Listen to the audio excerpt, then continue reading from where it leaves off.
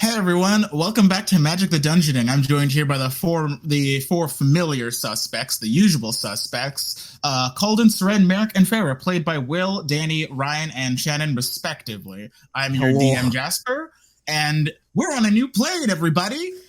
Yay, cowboys! Cowboy Calden didn't I like the enthusiasm. It's going to be just like the West Coast. I'm excited.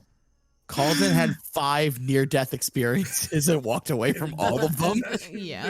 Which like he probably also threw up several times. I like to think he shows up in Delian's apartment and just goes, "Hello, everyone. I'm back." Yeah. Recap for last session. The party has defeated Skylar Melios, the would-be martyr of Zint. Finally. And in an attempt to defuse the bomb he set, Calden and Seren were sent to another plane to escort the bomb to a safe location, which they narrowly survived. Fortunately, they did. But unfortunately for them, the bomb was heard by one Sheriff Sara Miles, a radiant angel wielding a sawed-off lever-action shotgun, pointed at them, escorted them nicely to prison. Upon which they encountered Kefkin, a strange ally of the former friend of theirs, Jia Li. We find ourselves now here on Skelva, a plane inspired by the Wild West, where the sheriff and her deputy, or probably, have just walked in on Farah, Merrick, and Calden planeswalking into the room. Merrick gets in here and sees, I'm like, oh, Christ. Calden nicely puts the bow that he borrowed down, and with his echo in the jail cell, he swaps places like nothing ever happened. This is literally what Seren is doing right now. She's just sitting there with her head in her hands. She's like... He looks at Seren, and he goes, "I'll have your stuff." And he hands it to her, and he goes, "I tried to be faster. I don't know what you want from me." Merrick just sees Calden, looks Calden, giving him the look like, "What did you do?" I didn't do anything yet. You keep saying that, bud. Sure you did something. In all fairness, Calden took a bow and put it back. That is nothing. It's borrowing. It's borrowing. I borrowed it. It's like borrowing your neighbor's lawnmower. I used it for a small purpose that did not break it, and I came back peacefully. I didn't show up and start a fight. I looked at the angel as I very graciously put her gigantic bow down and got back into my cell. Merrick turns and faces the angel. Calden whispers, "Get in the cell." So the angel in question is still kind of standing there with a mixture of surprise and great annoyance on her face. What's the point of being in the cell? She hasn't quite said anything yet. I think she's still kind of flabbergasted. A little bit frazzled. As you guys start talking amongst each other. But is she also impressed? No. No, she's probably Wait. You just insulted her jail cell. She kind of like blinks a couple times as you guys start talking to each other, and he says, "You! Yeah, you! The shiny piece of armor. You do any more of that fancy smancy teleporting stuff, I'm gonna fill you with so much radiant lead you'll be crapping fireballs for weeks." Can you lie around angels? To your knowledge, yes. Can I lie around this one? Do I feel like I could tell a lie if I wanted to? I don't. Would that be a knowledge Arcana? Give me an insight check. Oh, insight. Damn, never mind. Ignore me. Calden, like there are angels and devils and demons on Calden's plane. They exist. They're just devils are abundant, demons are very few, and angels are even fewer. Like we have a guardian angel per plane, and they're all very powerful. Okay. Hey, Scary. Jasper, you need to. Calden knows the Angel of Diodol. which is the sanctum he lives on. Hey Jasper, could you update my AC? Because now I have full plate and a shield. You should be able to update it in your character sheet. Okay, I will do that after I roll the insight check. Anything I need to update, I've updated on my own. Oh, God. You in your current sort of dazed state, for everyone who is listening. listening. You're fairly certain that you remember something about like lies and angels, and you're like, and you think to yourself, yeah, I've lied around angels before. Yeah, I could totally do it again. Well, that doesn't sound that painful. I assure so what actually you. comes out of his mouth is, that sounds extremely dangerous. Please don't. I'm glad we got an understanding here. As she like steps farther into the room. Now about you two, he points to Calden. She points to Calden and Farah, or American Farah. I wave. Merrick is looking at her like, yeah, we've you had could say that. Long past between each other. I wouldn't exactly call it long. I mean, it's been long for me, but not for you, yes. So tell me, you're involved in that whole explosion a couple miles out? I wouldn't necessarily say involved. Indirectly, yes. Directly, no. If you're asking if that bomb was ours, no. Now then, do you mind telling me whose fault it was, if not your own's? The man who's dead. That is a long story, my friend. She kind of like pulls up at she kind of like looks at the chair next to you, and then kind of folds her arms expectantly. Start talking. She do the whole. Oh, great. So we're.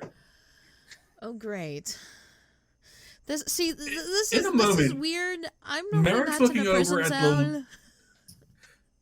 Merrick, in that moment, Merrick looks over at the little man as he would like. The hell is that thing?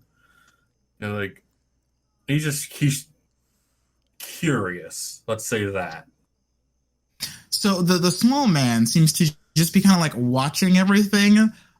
He seems to have exuded this sort of maybe excitable or nervous energy. You're not really quite sure, but he just seems to be like watching and waiting for something. Well, that's why I couldn't find it. Sorry. We come in peace. We mean no harm to everyone. We were actually trying to protect other people from a different place. So so Calden and Saren took the two in the sails. What? The two in the sails. Yes. That'd be them. They wanted to transport the bomb away to protect people from the place that we were at. Okay. Suppose you chose a proper spot. You can guarantee I'd be a little bit more irked if you dropped it right on my station, closer to town. Oh, absolutely. Absolutely. They had no intention of like. Yeah. Their motives were just they. Unfortunately, the way they transported the bomb is not normal. It's not normal as the average bloke would know. I understand that. Just happened to be flying myself by and see this large thing appear in the middle of the sky.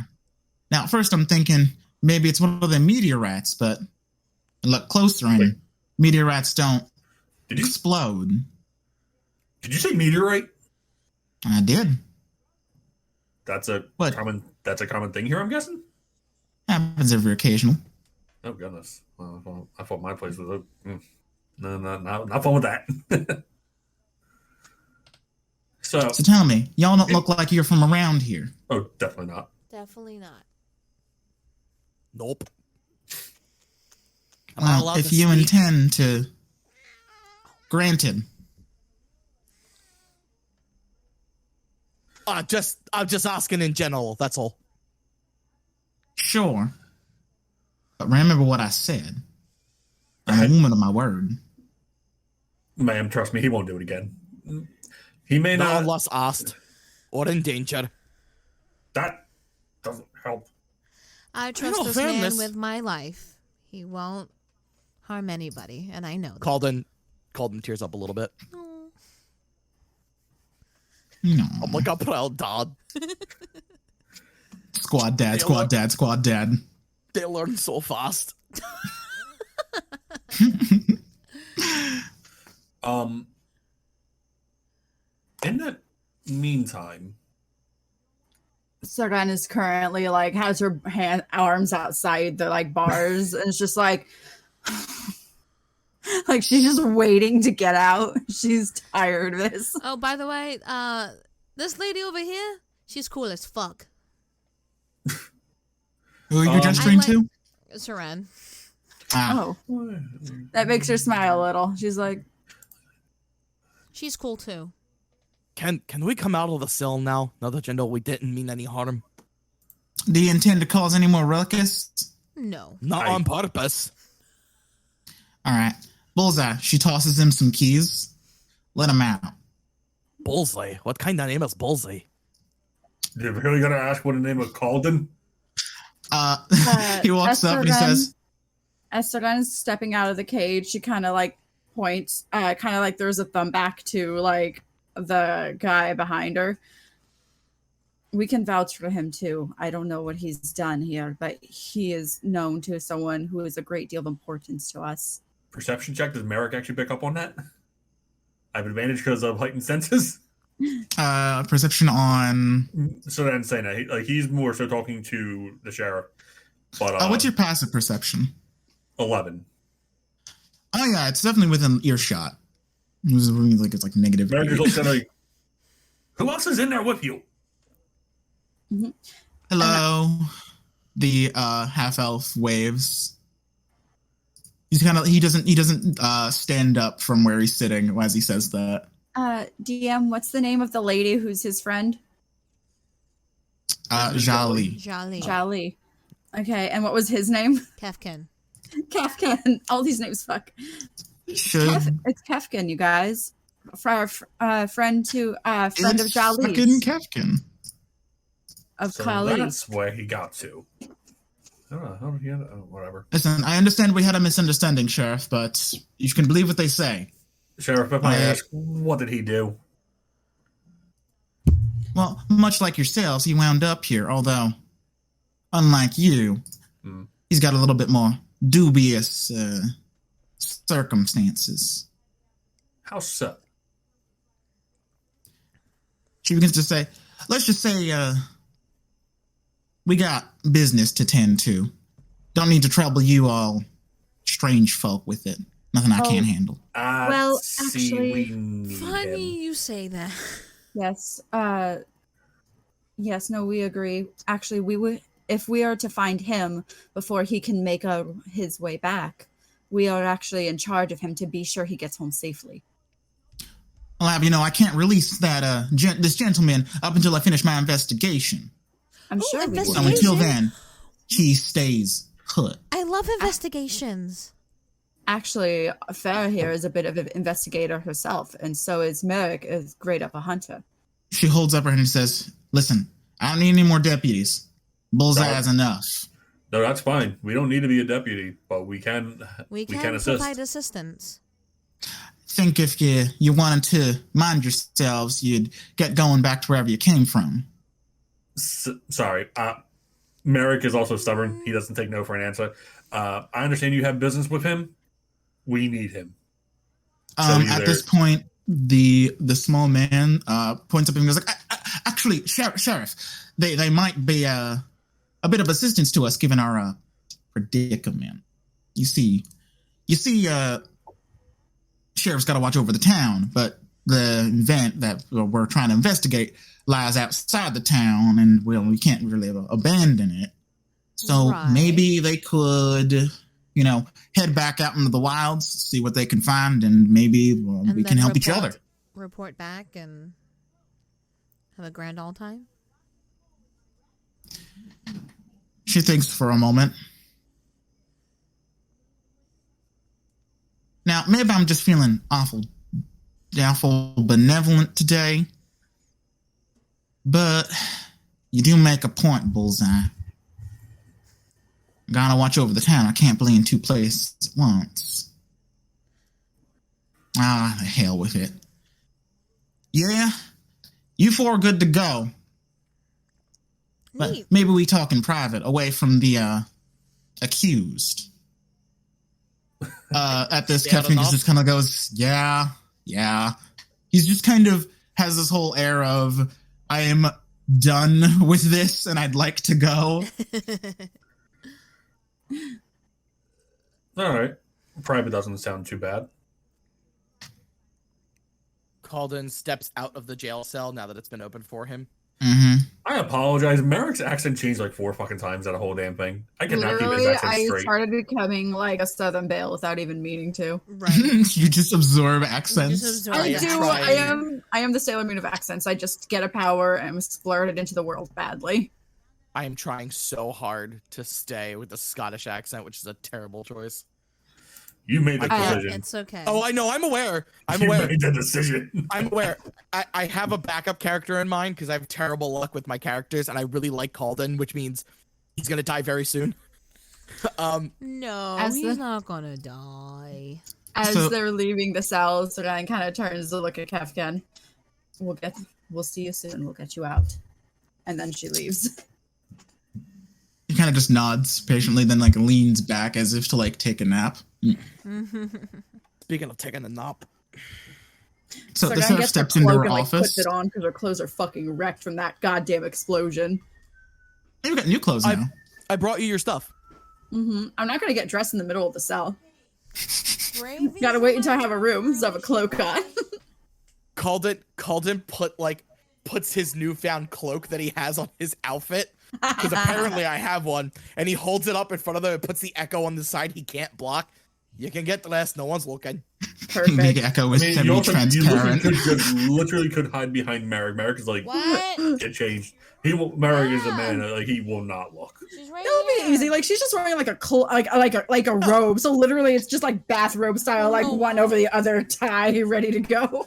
Oh, Calder's a respectful man. He doesn't look, but he does turn a nice shade of blush. So he's pinker than normal. Like there's a naked woman behind me. Oh great. Aw, he's pink. Yeah, I don't know. Dorbs. But anyway, where did they go? Pinker than normal. They went into this room. Pinker than normal. Okay, thanks. I'll see you later. Yeah, we're recording Let's speak right away now. from the private. Goes 20 feet from where they were. Ladies, would you care to join us? Yep, Farah and Saran, you need to move into the room. Sorry. I was talking to my mom. Oh, by the way, I would have dispelled my echo by now. Yeah. So the sheriff kind of like sits down in her chair at her desk, and she begins to like roll out this sort of this poster of it says the words "wanted," and then it has this silhouette of some sort of humanoid. You can't quite make out the features. Oh. Calden is so tired of wanted posters and people who are wanted because he still feels such empathy for Skylar. Oh, Wait, where's is the Kefken wanted poster? I want to see Why it. is he wanted? Oh, this. So it is the shape of a humanoid who seems to be wielding some sort of staff. Okay. Do you have Now a then. poster for us to see? I do not, unfortunately. I wish I did. It's okay. Continue. Yeah, Calden? Does this figure look familiar to me? No. Okay, good. I mean, maybe resonant, but not familiar. Okay. So I sit there and it's a person with a staff. Calden gets angry for a second as he thinks about something, but then he calms down. Is there any like defining pictures within the silhouette? Like, do they have like long elf ears? Do they have like any ridges, or anything like that? Definitely elven ears. Ah. So you think that is this? Yes. Am I wrong? I'd say he fits the description quite well, although I can't be certain of anything. You see, this area has been plagued by a terrible sort of few skirmishes, few monstrosities over the time. Nothing I can't handle myself, but this one's got me a bit licked, I gotta admit. What is different about this one versus the others? Well, out to the western settlements, there's a couple encampments of these elven folk like yourself. They don't mind us too much. Usually keep to themselves. We keep to ourselves. It's a sort of mutual respect, if not mutual avoidance. But that's when this started happening. This sort of strange sort of stories I get from all the townsfolk about this shadow man who's been walking around at night. Can't quite make out the features, but based on what I've seen of word of mouth, he fits the description right well. And, I'm not in a sort of jump to conclusion sort of lass. I'd like to make sure I'm sure before I dispense judgment. Hence why you won't let him leave until you are certain he is not the person you're after. I can't just let him walk out. He might just disappear as easily as he appeared. Locked all of his, whatever magical stuff in that chest over there. She points and you see this sort of chest, and it's got sort of this like glowing white sigil over the lid of it. Merrick just sees that and is like, that. Jasper, right there? Yes. Got it. Colden inspects it, but not too closely. Do you have any evidence that Kevkin is the person in question? Well, that's the thing. I don't have any evidence that retorts the fact. It's either him or someone who looks a lot like him, but no one's come at me with any contrary. Hold on. Aren't you an angelic being? Well, yes. Couldn't you just make him tell you the truth? That's the thing. The sort of, whatever sort of demon or whatever he might be, I've seen it with my own eyes in the darkness. A sort of shapeshifter, as it were. Was doing a routine scout mission, and whatever this thing is, it opposed me in a sort of way. Does that match the description of anything Calden's ever come across on any plane? Give me an Arcana check for that and the test. May I roll? And Calden imposes this question to the four of us because he's like, obviously, no, we're not from here. That we're from somewhere else. And he says, has anybody come across anything like that on their travels? Everyone, give me an Arcana check. Who wants to make that roll? And Jam, can I also make an Arcana check while they were talking to see if I can make out what that sigil on the chest is and what it does? Sure. Go ahead. Same roll, 2 results. Yeah, I will do. I'll roll for. I'll roll the first one. Will be for the chest. Oh, I can just roll it. Jasper, I got a 12 for knowing about the creature and a 10 for the chest. All right. So I'll wait for everyone else to roll. Who wants to roll? I didn't roll for the chest. That's 23 for the chest. Nice. Because I got that for the freaking creature. I'm more of a hunter. Annoying. I hate that. This is for the... Is that for the chest, Shan, or the creature? Hold on. That was for the chest. Okay. And then can I roll for the creature? Yeah, hold on. Yeah, we're all rolling. Saren, was that for the creature or the chest? The first one I said was going to be for the chest. Okay. And the second one will be for the creature. There we go. So those of you who rolled above a... Shan didn't finish the second roll. Oh. So for those of you who rolled above a 14 for the chest, identify it as some sort of sigil work that seems to be binding the chest closed through magical means. Okay.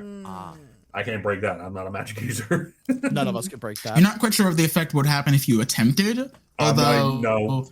Merrick, you got to understand that Merrick is. There are angels on Innistrad. Merrick knows what they can do. Mm-hmm. He don't F with that shit. And for those of you who rolled above a 14 for the creature suspect, you think back to sort of your travels and history and interactions with sort of various creatures. You're familiar with shapeshifters and you're familiar with demons, and you understand that demons and angels do diametrically oppose themselves as they are composed of two opposite forms of magic. So if anything was going to disrupt the sheriff, it would be a creature as such. It can be a number of things. Demons, say some sort of shapeshifters, or perhaps another planeswalker. It's kind of hard to tell without interacting with it directly, but based on your description, it could be a couple of things. Would my 23 get me any more specifics? Unfortunately, not at the time. The net's too vast. That's valid. So where should we start? Well then, last time I saw this creature, it was out west. I'll tell you what. If you can find any hide or hair of whatever I saw that one night, I'll release our elven captive, and maybe you can be on your way. All right. That sounds like a plan. Could I speak to the accused? She kind of like opens up her hand and says, sure. Sara, come with me. Okay. So as Calden walks away with Farah, he makes this like a connection with her, just so he doesn't say anything out loud. And he says, obviously it wasn't Kefkin. I don't but God believe knows him. what it was. Yeah. Because Kefkin doesn't seem like the person who would stick around and fight an angel. Who would? Absolutely not. All right. I brought you with me because you're better picking up on people than I am. If you say so. So, when Calden approaches the cell, he looks at Kefkin and he goes, hey, Kefkin, I got a couple questions for you. If you don't mind. So what were you doing the night you came across the sheriff? It's a long story. Can you give me the Cliff Notes? Cliff Notes is that I was working with Jolly on Tulash. She decided to stay there and assist the people of Tulash while I went out to find allies. Oh. Little did I know that I would wind up here at the worst possible time. Apparently she accuses me of being this sort of demon or something. I'm not quite sure. But she seems sure of it, and I'm not one with, in my current state, to combat with someone like her. Or even escape. I would have planeswalked, but she was on me too quickly. Okay. And now that she has my a special item of mine, I really shouldn't leave. Until you get Calden it back. describes the what he saw on the wanted poster, and he goes, anything like that ring a bell. He thinks for a moment. You know, it is fuzzy. When I arrived here, I remember getting very drowsy. I remember having a terrible dream of something. I thought it was someone I recognized from a long time ago, but it was this sort of... It's hard to describe. The dreams are always...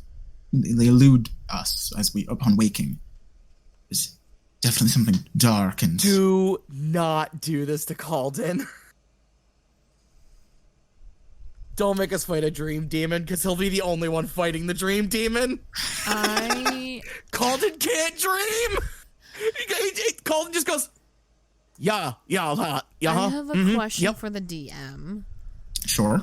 So, like, there are different things that you can, like, put on your character sheet, I guess, that relates to your background. And this was just the one that, like, matches the closest to investigator. And it's criminal contact. You have reliable and trustworthy contact who acts as your liaison to a network of other criminals. Would anyone on Vren know about this creature or, like, anything like that? If anyone knew about this creature on Vryn, it means that this creature is multi-dimensional. Okay. Well, I mean, but like you never know. Like that's why like I asked, because it's like you know how to get messages to and from your contact even over great distances. It's actually just you a know the local Davriel. messengers, corrupt caravan masters, and Please steady no. sailors who can deliver messages for you. Can that help in any way? If you were to travel back to Vryn for any extent of time, yes. Oh. So, Or actually, at this point, Tulash. Too long. Okay, so I'm sorry, or Calden- at this point, Zimpt. Okay. So Calden at this point actually looks at Farah and he goes, "What are you kind of drowsy when you ended up here?" And actually, Calden says, "While you think about that," he walks back over to Merrick and Seren and asks the same question. If we were drowsy when we came here? I don't think I don't- was. Did we have to like roll for it? The only one of you who was not in their full senses when they arrived was Calden. Yeah, For obvious reasons. No, how I felt when we planeswalked was crispy. If it does help. it didn't seem to be. I arrived in the dead of night. When did you all get here? It was during the day, wasn't it? Not too long ago. Yes, we arrived here in the middle of the day. So Calden looks at Merrick, and Merrick says, "Find out what kind of creatures you can find on this plane to the sheriff. I'm going to continue talking to Kefkin." Okay. And he relays this to Seren as well. Creature quest. Creatures I can. Creatures I can become. Hunting and Well, yeah. So if we is can my know specialty. about like the No kidding, Wolf Boy. zoology, I guess, of the plane. Yeah. Yeah, when you get advantage on wisdom and perception checks for hearing and smell, yeah. So basically, Calden mind links with Farah again, and he goes, "If there's someone attacking."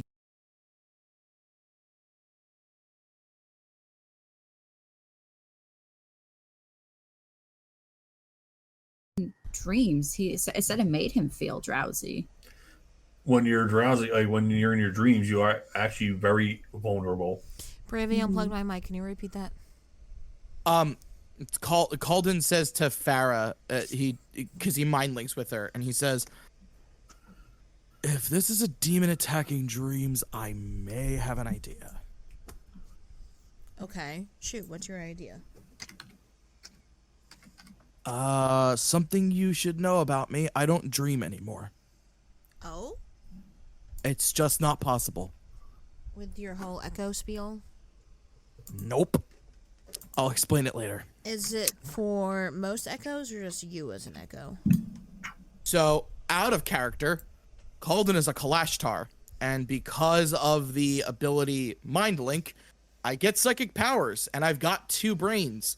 The problem is, because my body shares 2 brains and 2 souls, I no longer dream at all. Kalashtars just don't dream. Oh. I am affected by things that put me to sleep. I am not affected by things that affect dreams. Okay. Because Kefkin brought up that it feels like he feels like he was in a dream. So I'm curious if somebody was messing with his mind.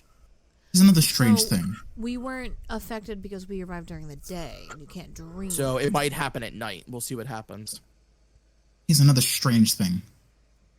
This is usually, in my experience, Kefkin speaking, yes. Okay. Usually, in my experience, people of the Elven variety can't be put to sleep. So whatever this is not conventional magic. It's something either far more dangerous or far more esoteric is going on. Were you tired when you planeswalked? I mean, no more than the usual amount when you planeswalk. Now, how many nights have you been here, Kefkin? Have you experienced any weird dreams or any? He kind of gestures to the the tick marks on the wall behind him. It numbers somewhere between 5 and 10. Wait.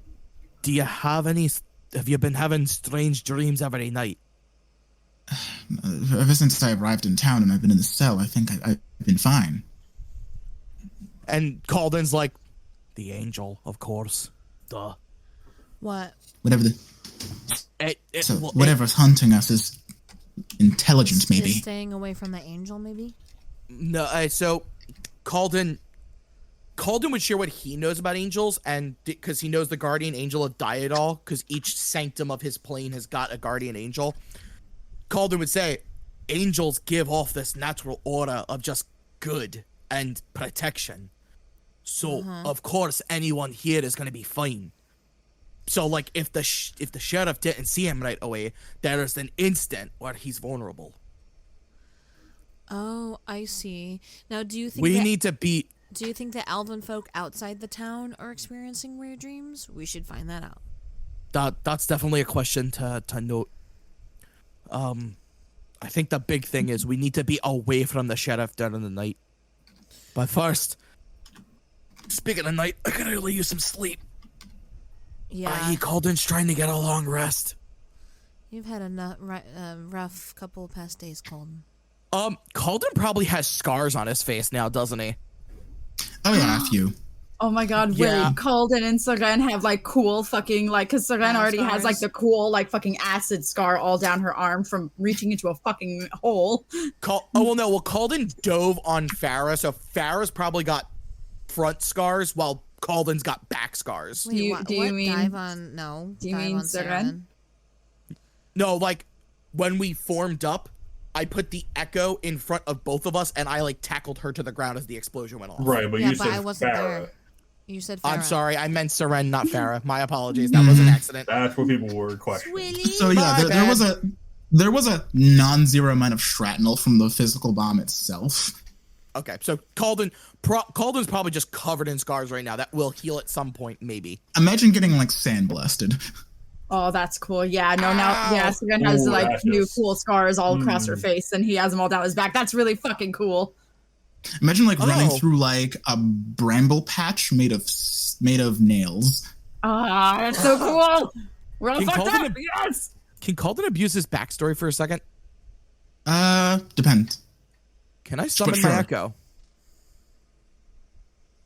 It makes the DMC noise. Yeah, right.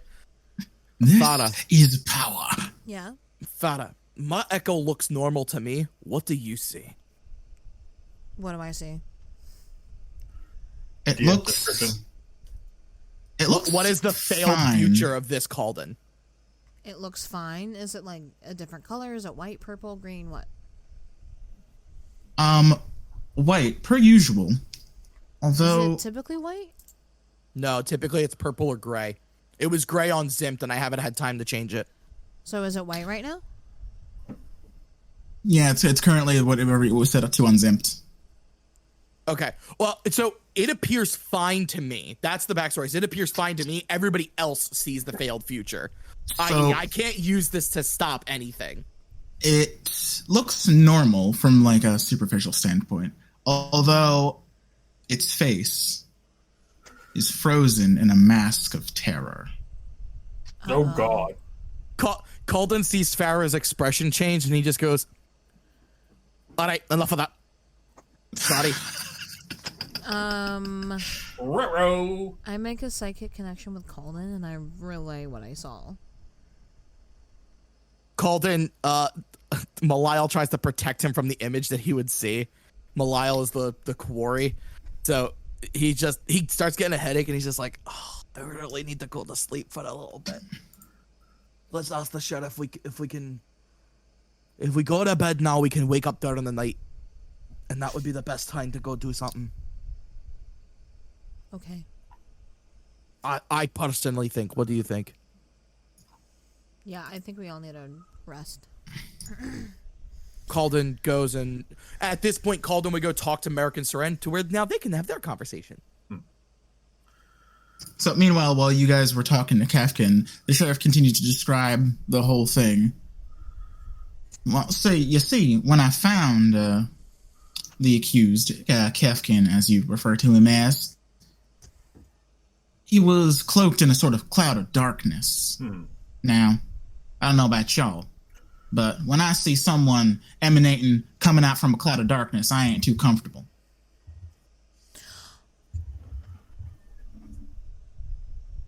So whatever he is, or whatever caused this, ain't too nice. How far away out of town was he? Couple miles westward. Just almost a couple nearby, miles. Almost nearby where you and your friend Colden had your explosion. Okay. And That's actually how I found you. I was keeping an eye out. Is there any specific hotspots of society, not energy?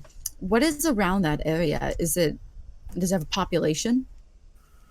You find that a lot of this place around the town here is flat and barren.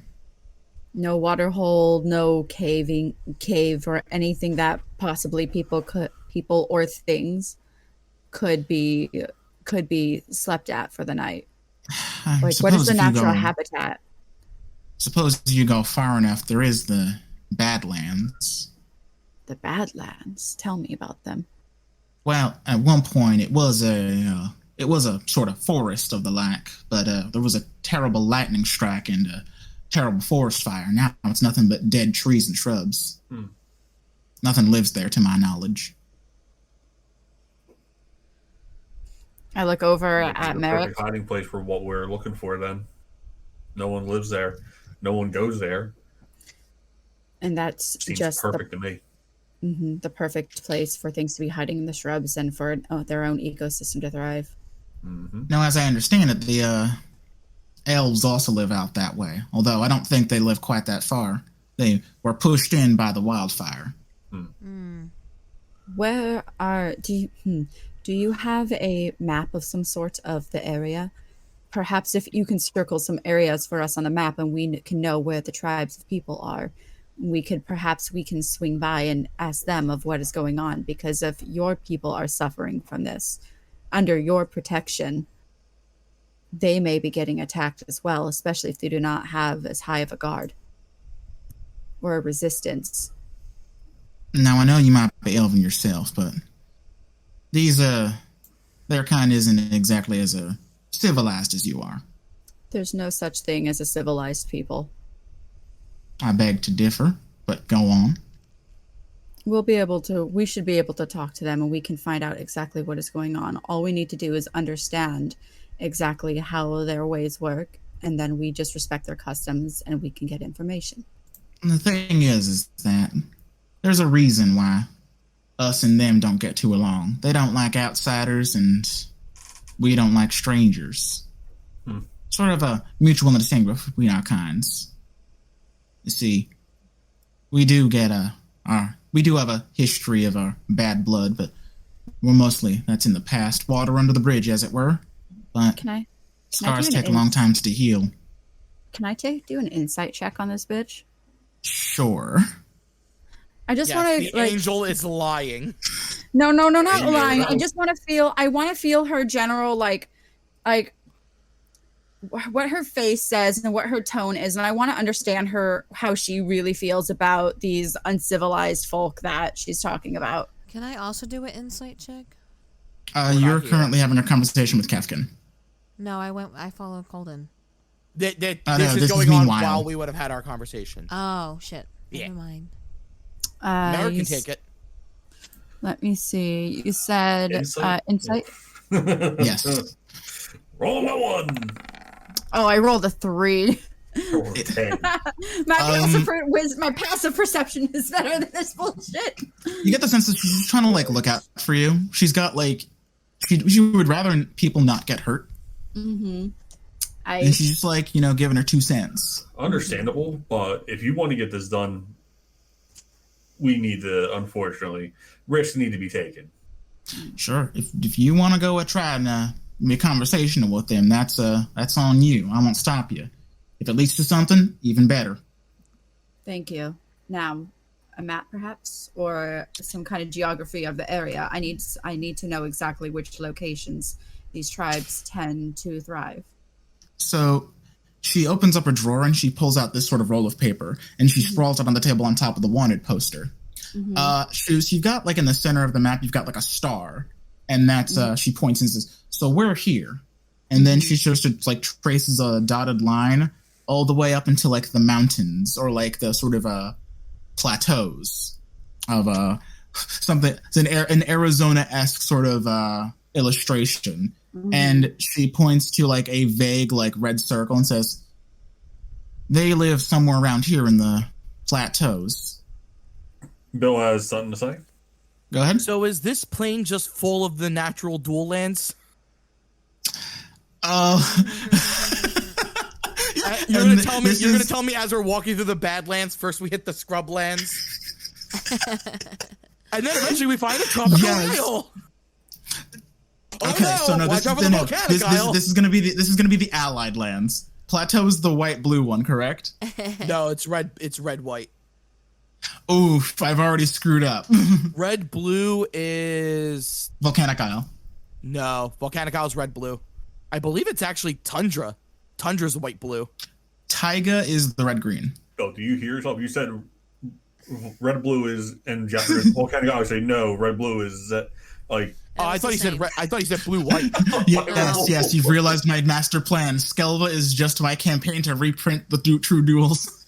Duh. Well, yeah, because we just got off the gangster plane and we showed up with Streets of New Capenna. Check out our reaction video over on our YouTube channel. Hey. By the way, yeah. So if I put the True Duels into a plane, maybe. Just imagine like Mark Rosewater sitting there being like, "Huh." This campaign is pretty good. Davin Verhey why these people are really wrong. If we ever get like a good mythical morning on us, or not a good morning magic on us, yeah. I'm gonna.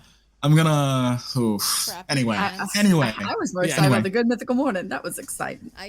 So after pointing to like a vague circle around the plateaus, she keeps going west, and then there's a lot of these illustrations of dead trees. It seems to be this large, vast area that seems to take up the entire scope of the west side of the map. And she just says, like, this is where the Badlands started. Now, to my knowledge, there's only about the one or two elven clans that live in the area. There's one to the far east and then one to the far west, where we're getting the disturbances from. They might know something, but it's a couple days' journey on foot. She's kind of staring at like the Badlands area, and she kind of traces it. Is this? And she kind of traces in a big circle around where like all the like dead trees are drawn. Is this the only area that's been affected by the wildfire? Yes, it does go farther west, but she gestures to Bullseye. Our cartographer wasn't too keen on traveling too much further. Listen, I need to be alive to continue my research, and if I get eaten by a land shark, well, that's our problem. You have land sharks here. I'm sorry, land shark? Do you not where you're from? You see like a smile like is curling on her face, and she can't help it, but she's like, "That's a new one." Interesting. Calden doesn't have those. Very interesting. I would. What does a land shark look like? And she quickly like looks over to the cartographer. The cartographer. Do you have notes on the wildlife within this specific region of this specific region? So the gnome looks up at you, and his eyes go in and says, "Actually, yes. In my workshop, I've got tons of notes. Actually." Her eyes are sparkling. I'll go grab them. He begins to run out of the room and vanishes from sight. Saren just sits there, and she's like, her face is still. She has just like dead kind of eyes, but she's like a little bit of a smile that like anyone who knows her, she can tell. She's like, she's excited. The sheriff tries to like reach out and be like, wait, but he's already gone. So I see he is a man that once he gets going, you can't stop him. He is this town's greatest benefactor, but also one of our greatest threats. Depends on the day and the alcohol content. Okay, he's a wild card. Sometimes a wild card. Bill, go ahead. First off, good joke on calling him a wild card, being the fact that his name's Bullseye, and that was my old Savage Worlds character. So, Jasper, to your knowledge, the Allied dual lands are Tundra, Savannah, Underground Sea, Badlands, and Taiga. Okay, so we can reference some of these, but this is going to be like we're going to need to like get through like a bunch of planes to get through all of them. Tundra and in the Wild West, I'm going to have questions. I'm going to have a lot of questions. No. I'm going to reach through the screen and smack you. Could you imagine Tundra I can understand in the Wild West? The rest of them. An underground sea? Sure. Underground sea is, yes, definitely feasible. I'm saving My apologies. This could be. I decided I'm saving some of these. So far, we're going to just do Plateau and Badlands for now. This will be the Redlands. So we'll do 5 planes. Maybe 2 of them are on Tulash. Maybe 2 of them are on Zend. Who knows? Anyway, yeah. All right. Do you mind if we take? Do you mind if we take this with us? That way we can be sure of our direction. Certainly, and I would check with Bullseye first. He's very particular about what he works on. Don't worry, he'll be back. He actually wouldn't. Nah, he wouldn't survive on my plane. Where I'm around the same time, Colden and Farah, you would arrive back into the room. Miracle, ever going? Have a nice chat. Actually, yes. Yes. Did you find anything out? Yeah, Sheriff. Actually, and Farah, correct me if I'm wrong. To which, as they're walking back in, Farah would be like, if you can just tell... Look, whatever you tell me about my echo, I won't be able to hear. So I don't know what you told me. But just tell Merrick and Sara and tell them to be careful. To where Calden then looks at the sheriff and goes, now, if there's anything I know about angels, it's the fact that you release auras of people around you feel better, right? I'd say so, yeah. Has anybody complained about having problems at night if they're too far from you?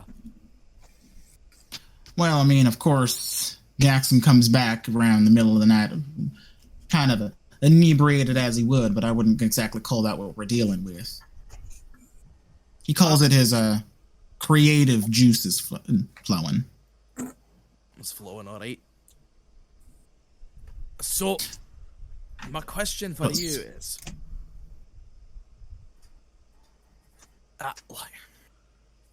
This only started happening recently. Until then, I've been warning people of the town to not venture too far in the middle of the night. And they are ones to heed my warnings. If anyone doesn't, well, that's their funeral. Sounds like you know something that you're not telling us. If I was hiding something, I feel bad about it. But listen, it seems for some reason you want to help me, and honestly, I could use the help. For example, something I'll bring up is that when we were talking to Kafka in there, he brought up that when he got here, he felt kind of drowsy, like he was having problems with his dreams.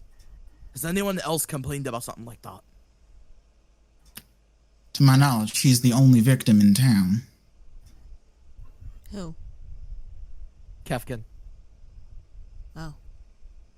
To which he goes, I'm not one to send out scouts if I'm gonna risk losing them.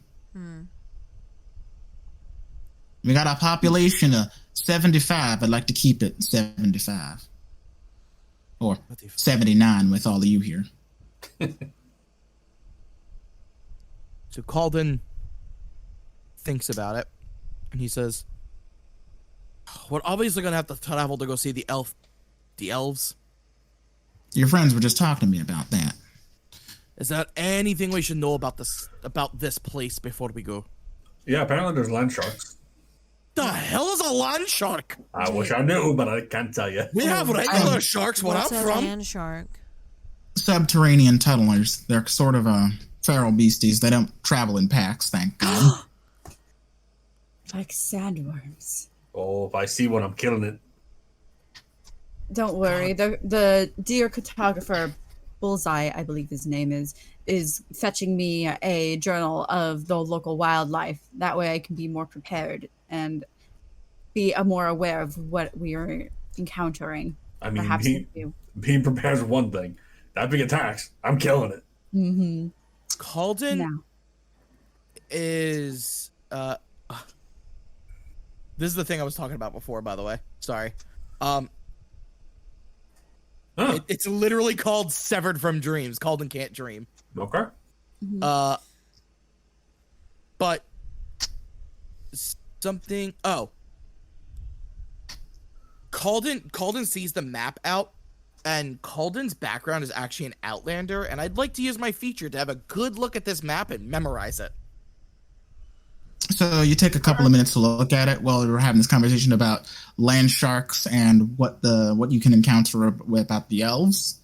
But I do also over that time, you're able to, I do also want to relate to Merrick and Saren what I saw in terms of Calden's echo. Calden's too focused on the map to hear you. Yeah. To remind you, Calden's echo, the echo's face was frozen in a mask of terror. It's also a different color. It's white. When Calden sees brighter here. Yeah, it's brighter here. That's for Calden can't ignore that. Calden can't know this information. I've tried to tell him and he just can't know. Like his spirit doesn't let him know. Interesting. Calden, I must say, you are kind of the strange four folk. Yeah. Just everyone just collectively. Yeah. We're weird. Welcome to Strange Anonymous. Says nothing please, because he looks like if I say I can, I can get weirder. I can transform. I probably wouldn't get shot. After Calden's done mesmerizing the map, he goes, "We're weird, but we're trying to do something that's bigger than the four of us here. We got a lot of people we're looking out for. Sure, we may have different missions, but there's nothing wrong with 4 people coming together for a common cause." Now that I can get behind. I'm just looking to get revenge on what they did to me. Some people in our world don't have a protector like you. Laughs in Innistrad. No, I don't know about that. Marriage like thinking like we used to. She dead now. We used to. Ours broke. Guys, I forgot real fast. I just want to remind you guys that I have this feat and I'm really excited about it and I love it. Look how this is gonna be so helpful. That's literally what Bill's doing. We're both Outlanders. Yeah. Oh my lord. So at this point, Gaxum walks back into the room with this sort of thick journal of sorts. This kind of like this large thing that's almost too big for his wingspan, and it's just covered with stacks of paper, almost like falling out of it, hanging out and dangling. It seems to be this like really well loved sort of book, and he holds it up to Saren and he says, "Now listen. The sheriff trusts you, so I trust you. But if you lose this book, trust me, I got a lot of firepower in that shed of mine, and I will chase you down." Calden hear that and go like, "I'm sorry, you'll what?" Do not interfere with this, for he is right. This is precious knowledge. And she takes it in her hands and she's like, "No, Eric does not take threats lightly." I look at him and I just go, I look at him and I just go, "I'll beat the crap out of you, and there won't even be me beating the crap out of you." You guys are both very dramatic. This is his life's work. If someone were to lose my life's work. This coming from the girl that wants to burn down the Simic Guild. Yes. What they're doing is wrong. What he's doing is noble. Vibes in blue mana. I am hoping you find something in that book that makes you change your opinion about bullshit. Oh, I hope so too. It's just a zoology book.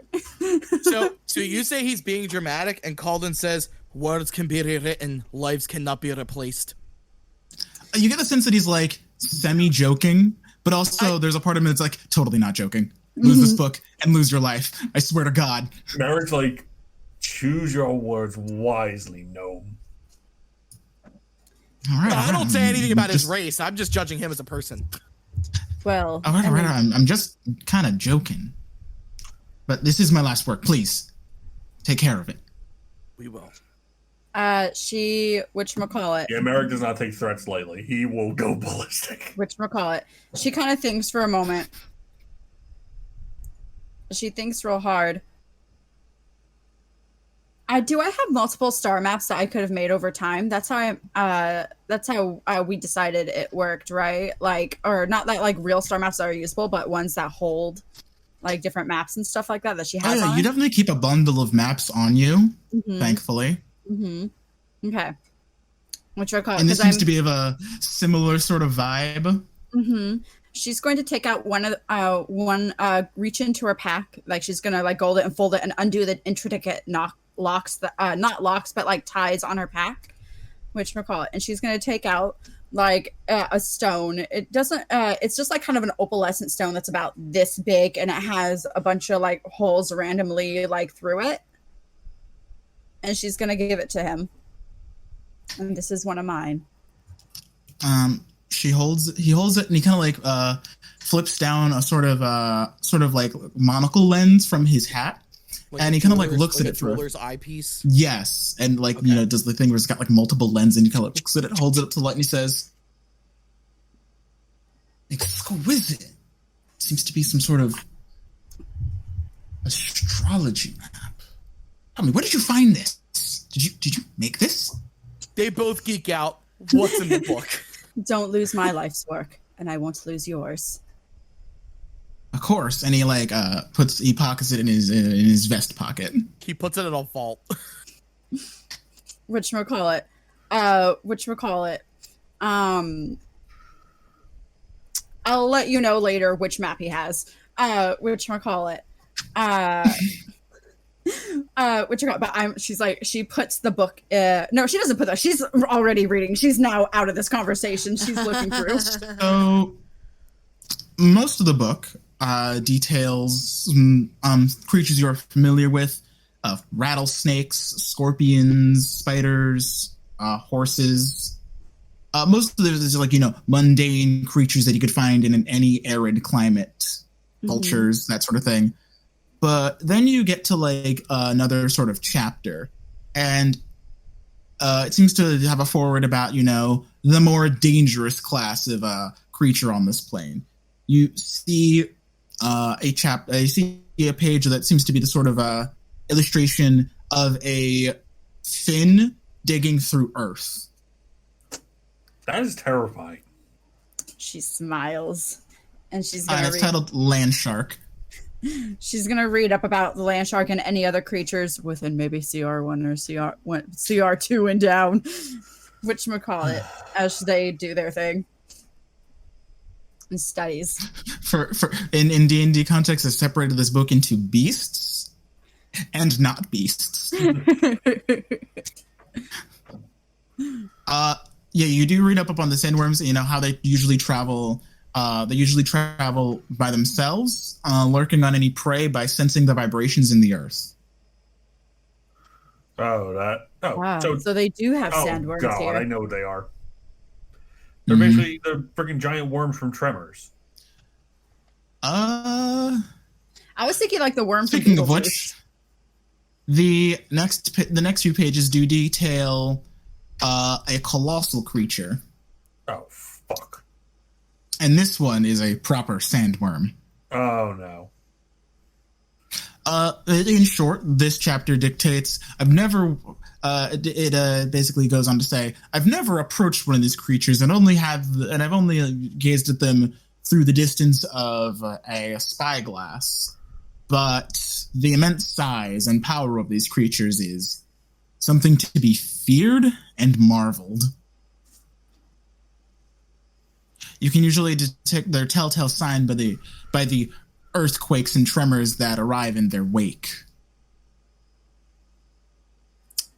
It seems like that we'll have to avoid these as well. And good sir, if you don't mind, we are going to be traveling outside to cities to see if we can find some other tribes. We would greatly appreciate your map in order to lead us the correct ways. I'd also like to have a look on my own when I look to the others on my own time. Perhaps if we can stay another day, I would like to spend some time within in the Badlands as well. Calden pipes up and he said, I kind of brought up to Farah that we could really just use some time to actually get some rest. That's good. Yeah, let's rest up before our journey. Are we staying for a full day? Oh, we're probably going to be staying longer than a full day. Yeah. Oh, She said it's a couple days travel to the Badlands. So yeah. So let's rest up, and so we're ready to hit the road on foot. Yeah. Or is there another form of transportation we could take on this in this place? Are you asking the DM or the characters? The angel. She's might expedite she thinks for a moment. Our journey. I'll see what I can do. See if I can wrangle up a couple horses. Cart. Calden's down for a cart, honestly. I would be so happy to You have a think cart. you think you were gonna go to the cowboy plane and not ride horses? I mean, that's true. At least we don't have to have a freaking skill for it, unlike Savage World. I mean, there is the animal handling skill, which may or may not come into account. No, depending on I'm really excited one. to see like a horse No. buck off one person. It's gonna be me. Farah, who's never seen a horse in her life, like, what the fuck? What the heck is that? It's huge! Can you imagine seeing a horse for the first time? They're massive. I know. Demonic creatures. Oh my gosh, indeed. Right, that they're reminds me babies. when Kelsey's dog Mochi met a horse for the first time. When we were walking in Tyler State Park. Oh my god, it was like the most cutest thing. Oh. The horse was all friendly and like Mochi just like ran away. Horses are Mochi, terrifying. Not if you turn They are one big, dangerous muscle. Never be behind a horse. That's what you don't want. Oh, Because yeah. those horses' kicks can kill you. Mm-hmm. We had a lot of them in Arizona because what are you going to do in a desert that's cowboy land? You have a bunch of horses. All right, Anyway, back on track. anyway. Yeah, moving on. The sheriff says, I'll see if I can wrangle a couple horses from the townsfolk. Rainy! Of course, you know, I'm sure that Rainy! I'm sure that I could pull a couple strings, maybe owe a couple favors. Okay. I just asked because I might make the trip easier. That's all. Of course. No, Oh, much man. obliged. Bullseye, would you be so kind as to escort them to the tavern for the night? They said something about resting, and I can't think of a better place in town.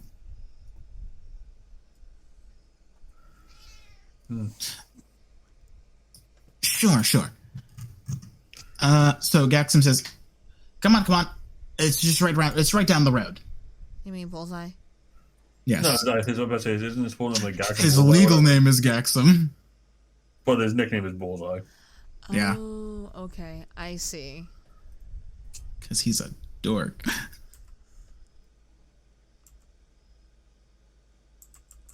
It's really sad. You said Bullseye and I looked up at the screen. I was like, wait, what? What'd I do? So Gaxum leads you out. Are you just going to show us a picture of a saloon? No, but I am going to show you a picture of something. Just giant sandworm. Yeah, where are we going? It's an Alaskan bullworm. We're all supposed to follow, right? Yeah. Oh, can you just take me? Take me. You did not design the whole town, right? No, just this one segment for this narrative bit. So he begins walking and says, real quick, before we head out, I want to grab something real quick. And he leads you to this area. What's in there? Just some stuff of mine. Is this your Saw shed? It is. Be careful, do not touch anything. Some of it may shock you, incinerate you, or blind you. Calden summons his echo. Got it. Hell no. And he then proceeds to open the door. And so the first thing that hits you is the smell. Have you ever been inside a metal workshop? Yes, it smells terrible. Like Merrick is saying outside then. Oh, is his nose sensitive to the smell? Yes. Oh, I just want to pat his head, but he's really tall. Heightened senses. Nope. So he walks in, he's inside. Like, what the hell? The first thing that hits you is the smell of like the metal workshop. The second thing that hits you is this large iron golem sitting in the back of the room with its chest cavity open. What the hell is that? Oh, it's my pride and joy. I've nicknamed it Thok. Because that's the sound it makes when it walks around. Well, at least that's what the Mark II and Mark IIIs did. We're currently on a Mark IV after the whole incident with the other two. Incident? Let's just say that building machines this big ain't too easy without a proper power source, and if you overvolt it or undervolt it can go haywire. Luckily, I wasn't inside for those, but the solution I figured out with this one is that if I'm inside it, piloting it around, then just maybe it can work. Does it look big enough to fit a whole person? It looks big enough to fit a small person. A single gnome, maybe two. A single gnome, perhaps. So he runs over to his desk, and you see him like kind of like look at a couple blueprints and pick up a couple of sort of things. Is there, besides the statue, is there anything of note in here? So you do see this arcane. You see this sort of like red, large, jagged crystal in the corner of the room. So now that we're alone with Bullseye, Calden says, "Bullseye, got a question for you." Yeah, he doesn't look up from like where he's like rifling through like this mess of a desk. Have you experienced anything weird at night? So most nights I can't really remember on account of he nods to the shelf of a well-curated collection of drinks. But strange, I don't know. Ever since we found that one Kefkin feller, I haven't really ventured out too much. Have you been having weird dreams at all? Not weirder than usual. But you are dreaming? Yeah, every once in a while. Why do you think I came up with this? He again points to like the entire workshop of various things. Alcohol. Oh, we all got our vices, we all got our tools. Just happens to be both. Fair enough. Calden leaves the workshop. So real quick, I know the sheriff can be kind of intimidating, but I just wanted to say that I appreciate what you're doing here. No problem. Really. And if there's anything I can do in return, I am the town's most renowned artificer and mechanist. So maybe we can come up with something, leave you with a couple trinkets. But if you need anything. Calden takes a second, he looks at the group for like reassurance, and he goes, "How do you feel about the idea of a multiverse?" He kind of like looks down at his papers, looks up at the four of you, thinks for a moment. He like walks around in a circle and he says, "Of course. People like you don't dress like anything from here. You just appeared in the middle of the sky naturally. Naturally, I knew there was something. Knew that you or the elven fella couldn't have been from here. I didn't even see nothing like you." You had to give him context for my star map. Is that what this is about? See, I thought you just was from the other hemisphere, but another plane. What's it like? She just stares at him, unblinking.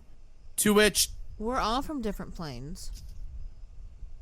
To which Calden says, "You'd probably get along with the dwarves where I'm from." Dwarves? They're people a little taller than you, more stout than you, but they're great miners and amazing craftsmen. Oh. I can use a few helping hands around here. Miners would definitely help with the excavation. He looks at you and he says, Calden looks at him and says, "Would you be willing to help out somewhere else? Just out of curiosity." What did you have in mind? I look at the three of them again and I go, "Remember, you weren't there, but we told the sheriff we're fighting for something greater. The four of us..." See, I thought you were just posturing. We need that fella to get out of here, and we know he's not the thing in the Walton poster. I don't know much about him, but if anything about the friend who's told us about him, he's not capable of this. There's something else out there. Not to mention, you guys filled us in on everything that was said, right? Yeah. Yeah. He's been here for a very short amount of time, and he is also was having the same issues that you were. It feels less likely that he may be the cause of everything if he's having the same symptoms as you were. Mm-hmm. It's possible, although I'm not one to go up against the sheriff. We don't need you to go against her, but to continue being the rational voice on her shoulder, just so she doesn't do anything rash against an innocent man. Listen, I've known Sara for as long as I've been in town, which is rising up in about 2 decades now. Mm-hmm. She's not the kind of person, kind of angel to jump to conclusions or make rash decisions. If she's sure of something, she's gonna be damn sure of something. I know she's noisy and gritty and intimidating, but underneath that, it's a caring soul. Why doesn't she use the bow? I've been wondering that myself. Remember when we first met, she was asking me about firearms, and she made a custom commission. And, when I went into her office the one time to deliver, I asked her about the bow, and she just said that's from a lifetime ago or something like that. Not really sure what happened, but she's much older and been here much longer than I've been alive. Do you think she's also not from here? Not sure.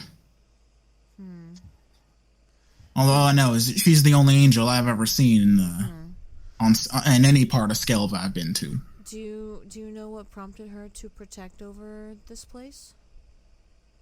I don't know, it's just kind of her sworn duty. She doesn't really talk about it much. Interesting. I know she would do more if she could, but there's only one of her around. And she can only move so fast and shoot so far. Anyway, we've been in melancholy for long enough. Let's get some drinks in you, and let's get some sleep on you. Oh yeah. I like the sound of both of those. Me too. To which then Calden goes, "Actually, I'll take the sleep before I take the alcohol." So then, Calden would also ask the group if they're okay traveling at night. Preferably, yes. I wouldn't mind it. So then, all I got's a black screen. Does that yes, make it sense? is. Okay. Yes.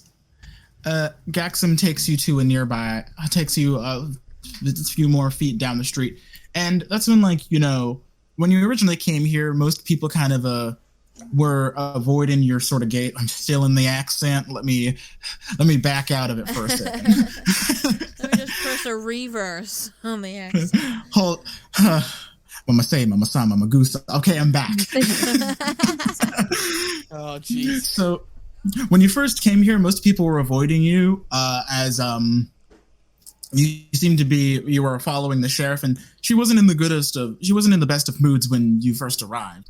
But now that like you're rolling around with Gaxum, most people just been sort of ambling about around their day to day. There seems to be she did say 75 people. You believe that as you see a couple of people like walking around town, doing various things, carrying groceries, stumbling out of taverns, having conversations, sleeping on porches. Mundane stuff. Nothing too out of the ordinary. As you like walking by, you see someone like see someone like lean out the window. They seem to be sort of an old gentleman. He says, "Gaxum, you still owe me $40." And Gaxum says, "Yeah, I'll get you your money. Just got to deal with this first." $40 is a lot in that time period. Well, you're not limited by. We're not limited by time. Historical American standards of currency, money, and inflation. It could be a lot. You're right. I was just like, I was in Western mode, so I was like, $40. $40. Did he buy a whole bank? He kind of turns to you and mumbles, "Might have lost a bet." Were you gambling? Kind of shrugs and sheepishly. Yeah. But after a little while about that, Gaxum opens up these saloon doors, and you are hit with the general air of a tavern. There are people all around. It's the middle of the day, conversating, drinking, that sort of thing. You see at the actual bar is more of like a rounder, older gentleman, thick beard, sort of wearing what seems to be like a plain shirt, a couple of stains on it. He's just cleaning some glasses. As you all walk in, he looks to the four of you. He looks down at Gaxum, looks up at the four of you, and just kind of like raises an eyebrow. Gaxum like reaches up to one of the stools and like pulls himself up,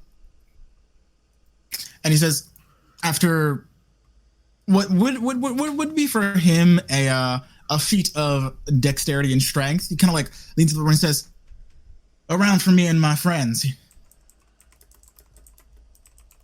Alden takes. Bartender goes, "Sure," as he kind of like just looks at the four of you with the strangest of glances. Merrick wants to say something, but he refrains. I keep this motherfucking thing loaded. You don't want to start a gunfight in the middle of a tavern. I don't need to worry about starting a gunfight. They ain't got silver bullets. Gaxum might. My other character from a different campaign started a gunfight, and that was not pretty. As we've seen in the Legacy of Gaxum, he is much stronger with prep time. But like you can just drop him if you wanted to. Anyway, the bartender turns around. I'm not talking about Gaxum. But the bartender turns around, fills up 4 mugs, and then slides 5 mugs and slides them all down to you. And as he like passing the mugs to Saren, the bartender says, "Never seen a blue one of your kind before.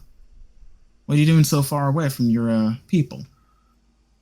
"Oh, I'm not from the area. I'm actually from a different area out of this continent entirely." They got are all you blue where you come from? From where I'm from, yes. Well, no, not all of them. Some are very bronzed of the skin, touched by the sun. He just kind of like nods, like he's like no idea what you're talking about, but he wants to try to be a little bit respectful as the best he can. Smart man. Oh my God, bartender, you can't just ask people why they're blue. Oh God, she's blue and Calden's pink. You just look like you don't. You just look like you don't tan very well. You look like a lobster. Colton doesn't tan. Old ladies are just offering him like this planet's equivalent of aloe vera, like left and right. Out as like a sore thumb, like our clothing. Yeah, probably. Oh, our clothing absolutely sticks out. I mean, all of you kind of stand out since a lot of what you're wearing is very hot for a plane like this. Yeah, America is not happy. You took my armor away from me once, dear. You will be dead before I take this armor off again. Saran's like easy breezy. She's just like in like a robe. She just like do tie. It's breezy under there. All right, guys, we have to blend in. I'll be the distraction, but I'll be the distraction. The bartender leans over against him and said, "Just with a 21 passive perception, you hear the words. Coming up from us say, and he says the words. So what's their story?" And Gexon goes, "Oh, they're here helping the sheriff with a matter of sorts. I really can't speak on it, but let's just say they're from out of town, way out of town." Do I hear this? Not with all the the noise happening in the bar. My friend's the only one to make it out. Bar fight. You see Gaxum slide a piece of paper with some numbers on it towards the bartender. Just, it'd be best if we just kept this between you and I about the origins of our traveling group. Bartender, again, sleight of hands the dollar away and just kind of nods. He turns and he says, "Can I get you for anything else?" Mary just holds hands, shakes that meaning I'm good. Calden asks for whatever food is available. Do you have all right beer? He the first thing he did was slide you some beer. Oh, goody. What does it taste like? So you do have a drink in front of you. What does it taste like? Calden starts drinking. It's a light beer. It's very light. It's like a Miller Lite. Yes. You gotta figure, beer back then in the Wild West wasn't really as it was just something they looked to enjoy. It was something they enjoyed drinking. That's all. Oh yeah, I mean, I enjoy drinking it too. We all know this. So, the bartender does turn around. He says something into the kitchen. Says something through a window into the kitchen, and after a few moments, you hear the clatter of maybe some cutlery and kitchen utensils flicking around in the back out of line of sight. Oh, I think we lost our DM. We lost our DM. Oh my gosh, it's only 10 o'clock. We've done nothing this session. No. I have one more thing to ask.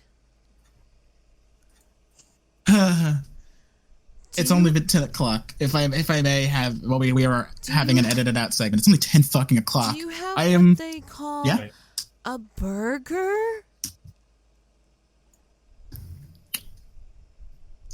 I'm trying to wonder myself if they have burgers on Vrin, and I'm just no, because remember just the image of Farrah had the burger at the diner, and she is still so obsessed with this concept. Oh yeah, you had a burger on Zim. Yeah, no, yes.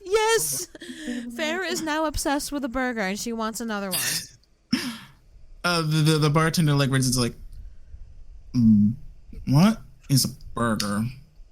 Not sure we have that they might have that where you're from, but around these parts.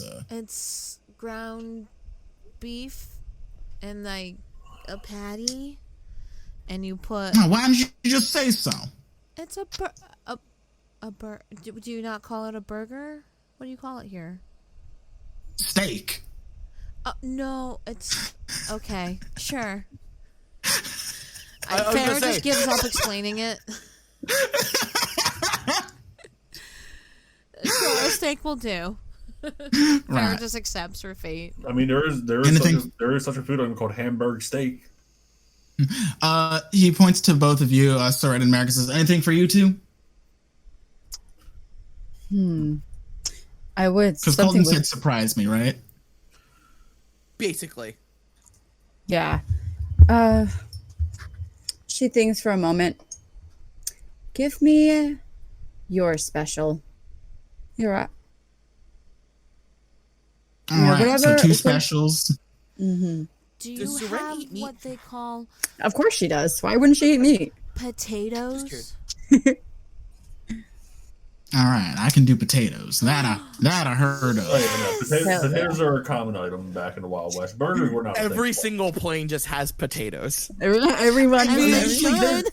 On one plane, though, the letters are switched, so tomatoes are potatoes and potatoes are tomatoes. I can name you one plane that doesn't have potatoes. What? Mirrodin. Oof. No, they do. They're just murder potatoes. Murder Complete potatoes. Revenge of the murder potatoes. All right, so God, we're done now ordering, I want a card altar of Atraxa or something that's like, you know, it's Atraxa in a cereal box, and on the box is just part of a complete breakfast somewhere on the box. Calden wanted to ask, or actually, Calden says to Merrick. Uh-oh. Because Merrick's probably next to him. Can you ask the bartender if he's ever had something strange happen to him at night? Why me? Because Bill's been at the forefront of the past few sessions and he's trying not to be. And you want to put me, I mean... Fine, he says it to Farah. Okay, as he hands me my beer, I ask the bartender... Have you experienced anything strange at night? Are you having like nightmares or like weird dreams or anything like that? You know, now that you mention it, I haven't been having any sort of weird dreams, but Or do you know he nods like over to the corner of the bar and says, "See that fellow over there, shaking in his boots like a leaf in the wind? He came in here screaming a couple days ago about something like that." Do you know what was it about? Something about like nightmares and strange shadow folk. Strange shadow folk. Okay. Oh, Jasper, I'm gonna... If this is just like a demon that attacks through dreams and Calden is the one-on-one this stupid demon, would be so angry. Wait, I'm supposed to be in your dreams. I don't have dreams. I'm sad. Okay. You know, for you, I'm just gonna beat you to death. And you don't even need to be asleep. Interesting. But yeah, he nods over and he gestures to this one guy who's just kind of nursing his beer with like the 1,000-yard stare. Yeah, so he's just disassociating real hard. Mm-hmm. Has our food arrived? Although he's standing perfectly still. Around this time, yeah. Okay. I'm going to eat my food first, and then I want to talk to that gentleman. Welcome back. And welcome back. Hey. Woohoo. Oh. Sorry, I thought I was like hearing myself twice, but me and Will just said the words "welcome back" at the same time. I'm like, did I have a stroke? Anyway, welcome back. Let's get back into it. You all were in a tavern, chewing down on meager meals, steak, grits, mashed potatoes, that sort of like. When the bartender tells you, I'm sorry, what was the specialty? Yeah, what was the specialty that me and Calden ordered? What did we get? Oh no, yeah. Grits and gravy. Ooh, delicious! I've never had grits before. Made the right way are delicious. Calden got high constitution. Calden. Oh, okay. All right. Then yeah, sure. This ain't no Waffle House. This ain't no Waffle House. This is some old style grits. Outside of the story, I've been to a Waffle House once, and you know what? I enjoyed it. I was like, this is legitimately. I'm like, this is not bad. No, this is not bad. Order the hot cups. You'll projectile. Listen. The only time I'm ever seen nearby a Waffle House is if I'm willing to fight to the death. Regardless. Let us get back on track. We had a 10-minute break. We could have talked about that during that. Yeah. So you were just told by the bartender of an individual in the corner of the bar who's just kind of like has this 1,000-mile stare. He seems to be nursing a drink, although he hasn't seemed to have taken many sips from it, if at all. So I go up to him. You all right, buddy? No. I go to the guy that's shaking his boots. Are you all right, buddy? So, as soon as you approach him, he kind of like looks up at you and kind of jumps as if you like snuck up on him. Oh, he's not in the right mind. Uh-oh. And he kind of just like stares at you vacantly with sort of this like open mouth sort of stare. Are you okay? Fine.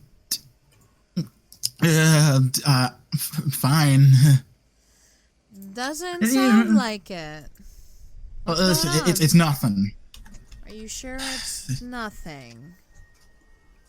No, Tell just me about your troubles. Give me a charisma roll. Oh no! Wait, let me do it. It's Farah time. Rip. Do charisma. What happened? Hold on. Let me find Oh, thank God! You got this. Thank God it's not Mara trying to do a charisma check. I have a -1. Okay. All right, we're just a 17. naturally charismatic group, apparently. Oh, not. Y'all are pretty dandy.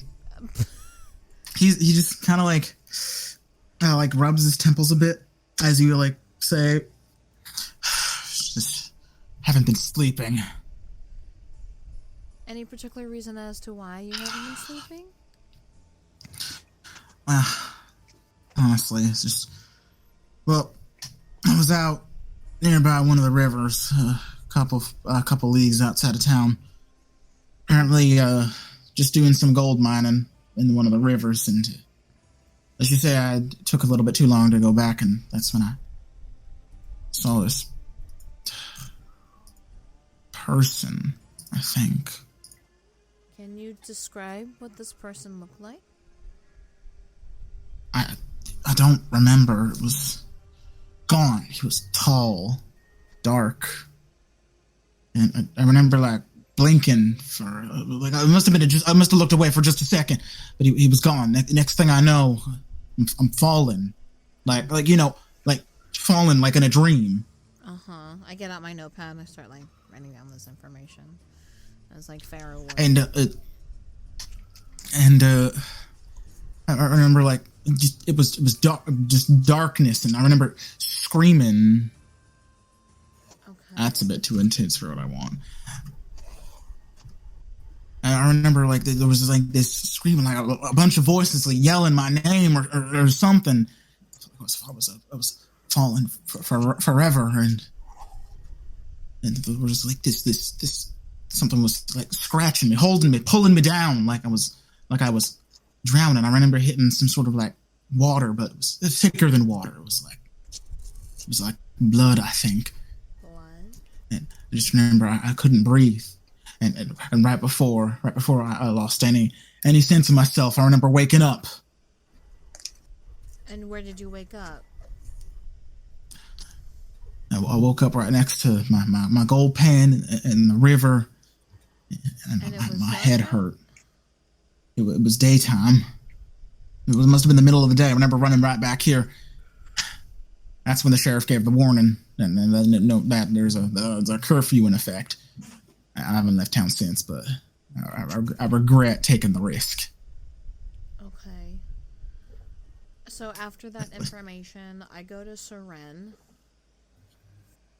And I'm like, do you have that map that Bullseye gave you?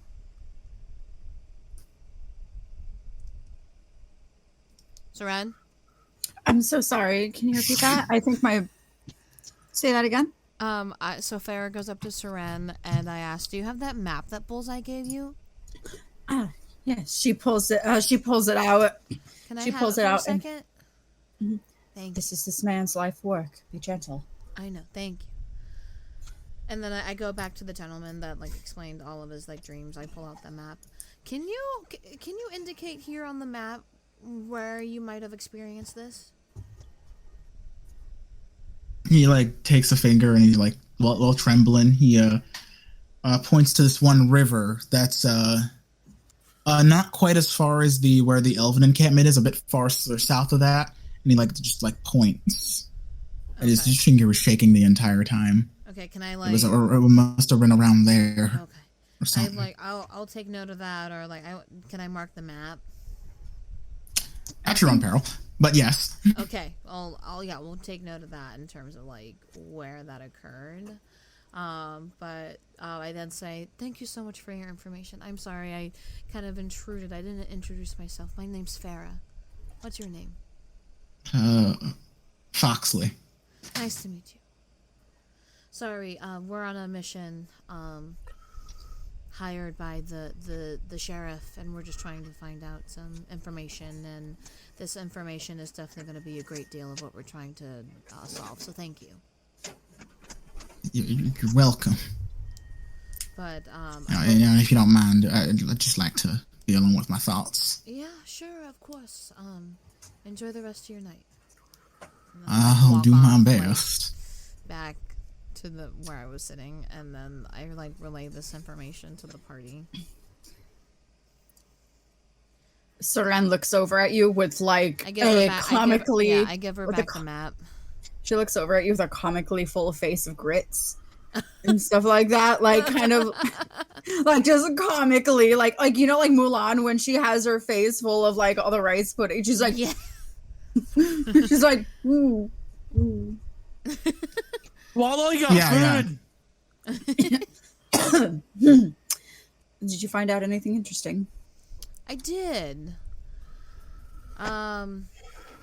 He was gold mining, and he stayed a little too far past, sunset, or it was getting late in terms of just being out near the night, and he was making his way back and fell asleep and encountered nightmares. He said that he was drowning in what felt like blood. Knowledge. Arcana. She says blood, and Merrick just, what's about blood now? Calden hears this, and he's like, all right, something's really wrong. He saw a figure, a dark, tall figure or creature, and then he looked away, and then it was gone, and then he woke up during the daytime, and then he hasn't been able to sleep ever since. There you go, boy. So that's what he relayed to me. Oh! Seren, she describes this as Seren and Calden just go, wait, what? Yo, I can't even be mad at that. That's great. That's sleep paralysis demon. And then my ex-boyfriend. And then Seren pulls out the map and shows us where the area where the instance happened. So so we have information as to where we can go to maybe face this son of a bitch. She traces her finger along the path there and looks to the group in Calden. They're right past the tribes of people. That means that if he was affected that far out, that means that these tribes have been heavily inflicted. If they do not have that protection of an angel, we need to go help them. Yeah. Look, first we need to take a rest. I think we need to travel at night. But also, and he looks at Seren, and he can tell that we both understand, and he just goes, you know what this is, don't you? Or do you have an inkling? She just kind of smiles, a little strained. You smile, and Calden goes, yeah, Merrick is this is not a creature Merrick knows. What do Calden and Seren know? In your travels, as you two have been some of the planeswalkers for quite a bit longer time than Merrick or Farah, certainly. I am longer than Farah, less than Merrick, but yes, less than Seren. I'm sorry. Yes, sorry. Less than Seren's Seren. been traveling for a long less than Seren, time. less than Merrick, more than Merrick Farah. Merrick is 5 years. Okay. Calden is 3, so I'm just behind Merrick. Mm-hmm. So, Calden, you just happen to have come across this information in passing once or twice. Seren, you've heard, you as a general collector of stories, have heard tales of sort of malefic entities that feast on the mania and suffering of others. Again, the word demon does come to mind. Although this one, basically what you're to believe, is acting more like a predator rather than someone intelligent. Or maybe there's a point to it. You're not quite sure, but whatever this thing is, it's able to lull people into a slumber and then prey on their fear. Whatever you're dealing with doesn't seem to target the waking, and seems maybe at least deterred by sunlight, if the pattern holds true. Is there has there been whispers of a name in the stories I've gone? What are they calling the creature? Like on different planes, even if there's different names, what are different planes calling these kind of creatures? You've heard many names for many certain types of creatures. Nightmares, spirits, demons, of course. Even maybe vampire once or twice. Oh shit. So called on Calden's plane, there is an entire level of just devils who deal with cleaning up demons. What would they have called this thing? They don't really have a name for it. Maybe like they would be a demon of an ideal, perhaps. At least on your plane, most demons represent a sort of maybe like a vice or a sin or a certain form of suffering. This would be like maybe a demon of fear, a demon of nightmares, a demon of dreams, perhaps. And you've heard similar sorts of accounts. You've heard like demons of lust, demons of mania, demons of rage, and they seem to like drink this power, so to speak, or drink these emotions off the people and creatures. Calden did not reveal this to the party, but he does kind of what Saren does, because he does appreciate nature and everything about it. So he takes out a book and he opens it up, and it's little notes that he's taken about like very important things he feels that he may run in the different planes. So he hands the journal to Saren and he goes, "Does that sound like what you know?" To which it matches the same description we're both thinking of. Actually, yeah. And she gets out a quill and like writes in the name Nightmare along with just the names. This is some of the names I've heard of this creature too, and she writes it. So like we compare notes, and I come back and I go, "I can fight him, but that's not going to be pretty." Conventional weaponry doesn't seem to do so well against demons, as you understand it. Luckily, I think all of us have forms of magic and ways to fight. Merrick, are your weapons magical, or can you hit with some types of magics? Fire. Yeah. My claws are considered magical. There's that only will be very one effective. person who does not have that capability. The echo is not considered magical. Oh, Shad, you're safe. You're safe. Your mind blades do psychic damage, which gets around damage resistances. Oh, lit. Calden is the only one without something, which means I need some kind of magic. Yeah, psychic damage. Psychic damage has very few creatures resistant to it. The creatures that are, you hit them with conventional weaponry anyway. Yep. But regardless. So, so we turn to the rest of the group. Kind of looking at our notes. So we've heard many creatures, it seems like, through our travels of this kind of creature that are hunting these people, which means that it is not just a one-worldly kind of being. So whether it was born upon this place or whether it came from afar, it goes by many names of a demon, a vampire, maybe some people I've heard called it nightmares. But it seems that this one specifically attached. You said the old man that it was like anguish that he was feeling, like he was drowning. Farah. Oh, yes. He described that he felt like he was drowning, but not quite in water. He said that it was more thick, kind of like blood. So perhaps one that feeds off of their fear. Or their suffering. Quite possibly. We're dealing with something that is literally born out of the fact that there is a great being of light. Where there's good, there's evil. Where light rises, dark must cast shadows. Does Gaxum say that? Yes. Or are you just saying that? Now he does. He just looks at Gaxum. And he goes, "Does this plane use magic?" I mean, I've done my research. This plane has a lot of old magic. A lot of it's in the earth, in the land, and it's something that can be mined. So he references the gemstone in his warehouse. I can fight this creature. I need a weapon that can hurt it. I need something magical. We don't even know what we're dealing with here.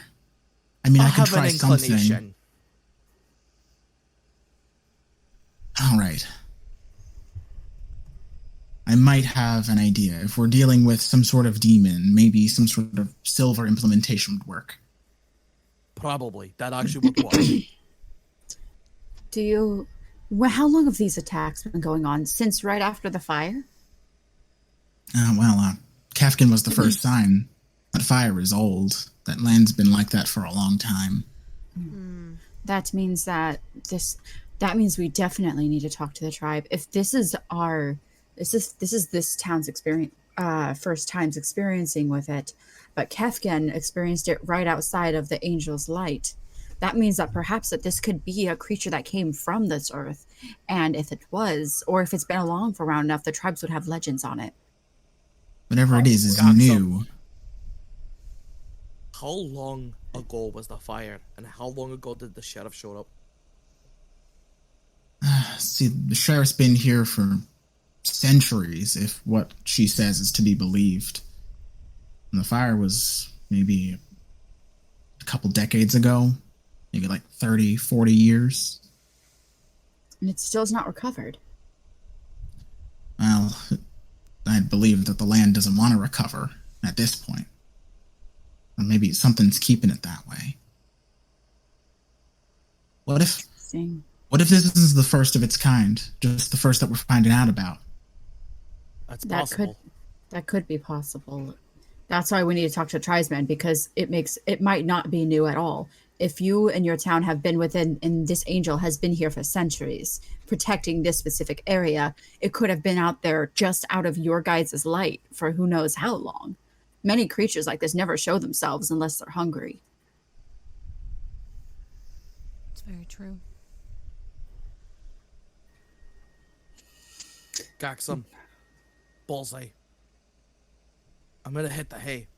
I'm gonna come to your workshop tonight. Hopefully you have something by then if you can. I'll see what I can do.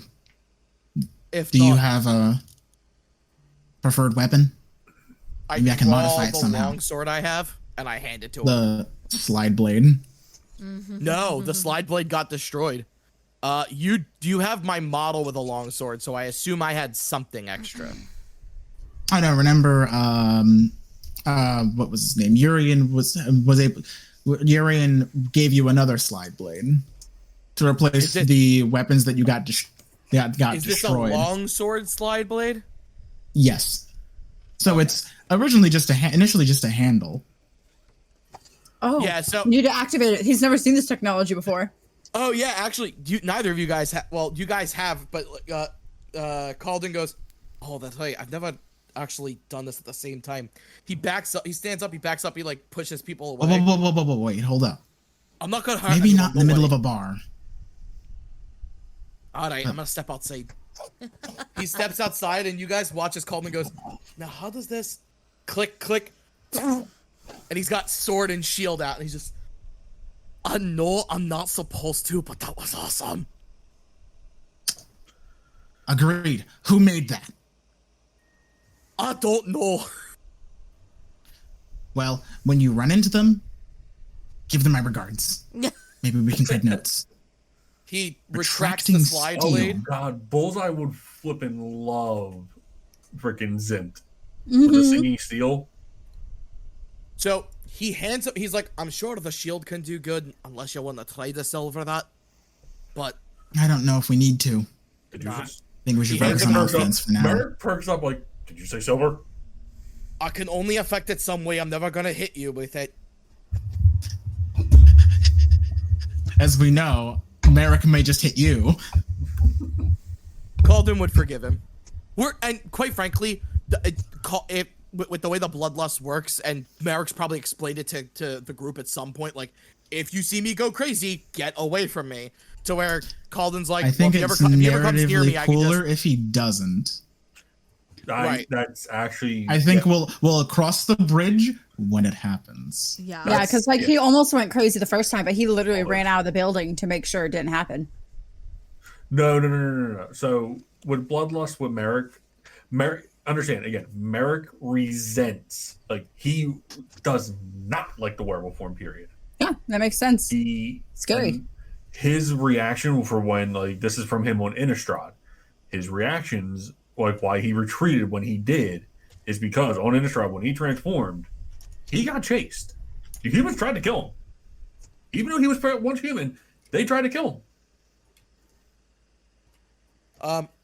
Okay, so Calden hands him the slide blade, and he says, in exchange, he hands you about like a few pieces of paper, rectangular in shape. Give these to the bartender and ask for a few rooms. Appreciate it. He walks up to the bartender and he says, at least 2 rooms if possible. He nods. Yeah, sure.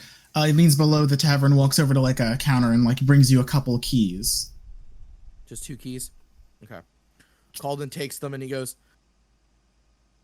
now I got hit by a rod that vibrates really hard, a bomb that vibrates really hard, and I've fallen unconscious 3 times in the span of less than 24 hours. I need a fucking sleep. And he goes, girls to one room, boys to another. Seems right. Sure. Okay. So he hands the girls a key, and he looks at Merrick and he goes, I know we have to have a talk.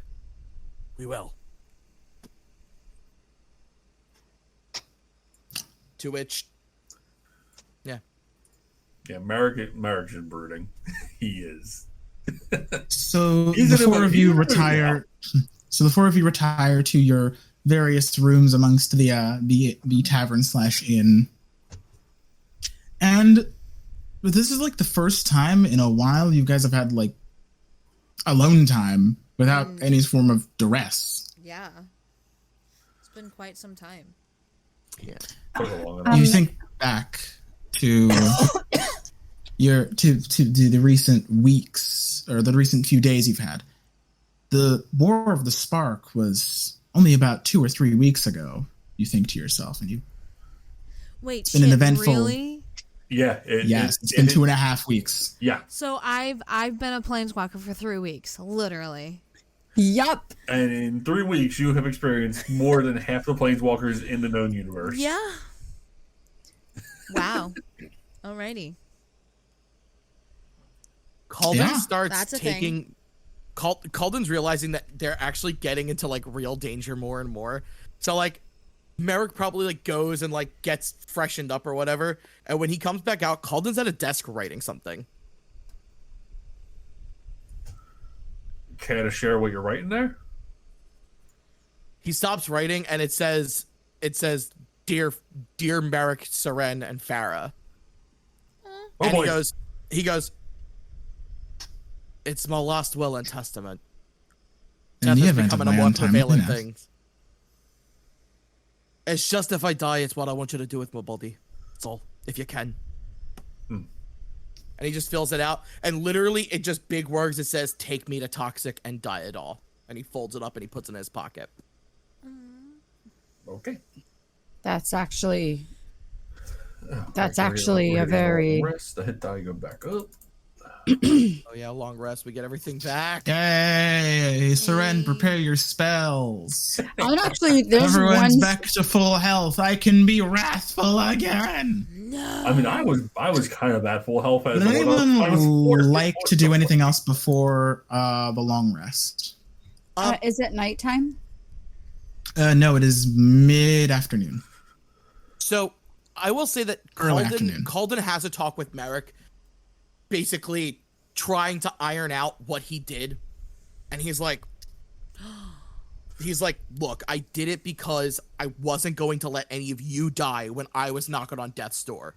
There was no reason for any of you to perish if I was the one that was the weakest. Does that make sense? Oh no, Merrick understands the reasoning. He doesn't have to accept the answer though. He's gonna be upset. I want to make a request from the party. Okay. Can I relay the information that I found out from the guy at the bar to the sheriff, so we can try to get Kefkin to go with us?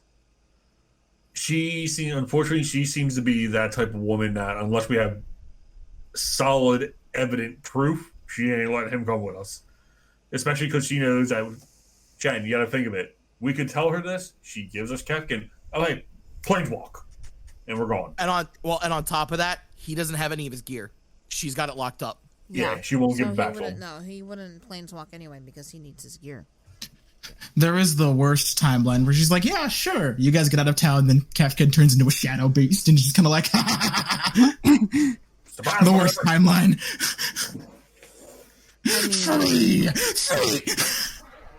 Okay. That would be unfortunate. That would be the worst timeline. Let's hope I didn't write that. Calden mentions to the group is he says, by the way, take note of your dreams tonight. See if anything out of the ordinary happens. Merrick, but Calden. Oh, and I'll wait until you guys are done as a group. But he says, girls, have a good night. I gotta get some fucking sleep. Yeah, I nod in my head. Go to my room.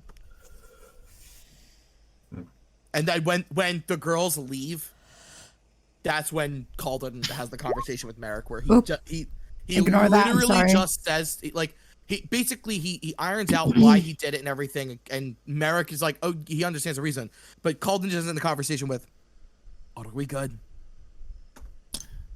I know you. Merrick and Calden, what are your passive perceptions? Our passive perception, mine's 11. 13. Shit. Calden, halfway through this conversation with Merrick, you catch something out of the corner of your eye in the window. It's watch my phone. Mine was just 1 point below what I person standing in like the shade of a building, and you at first you didn't pay it any mind, but then it didn't seem to walk off. It's been there for who knows how long. And this figure's just kind of staring at you. Or staring at your window. I summon my echo outside the window. We're being watched. Merrick just grabs the sword. Play it. Play it. Cool. I don't know what it is. God, I wish I could see through the eyes of my echo. Perception check with smell? Or hearing? At this range with the window in your way, it's hard to suss out any sort of smell or sound. Tried. These heightened senses will come in eventually. How far is it away from me? Across the street, maybe 40 feet. This is ballsy. He goes, Maddox, keep a hold on my body for me. What? I mind link with it. You attempt to. Okay. I need you to make Basically, if we mind link, Calden says, what do you want? Make an intelligence saving throw. An intelligence saving? Oh, no! Bye, dumbass! Proficiency in that, what the fuck? Hey, that's a Hell. You attempt to reach out towards this figure, and as soon as you feel the connection, like a rope, seem to snap tight, you get this sort of piercing ringing as this sort of static overwhelms your mind. You don't take any damage, but you definitely fall over in this sort of like pounding headache as it just kind of like absorbs all of your senses. Like someone has just like lit called and fall back. Flashbang right in front of your face. Yup, definitely a demon. What did you try to do? You look back out the window. Yeah, it is indeed gone. Shocker. Did I get a good description, like a good look at it? Unfortunately, it was too hard to tell with the shade and without any additional lighting. But you could tell that it stood on two legs. Okay, so it's a bipedal. Okay.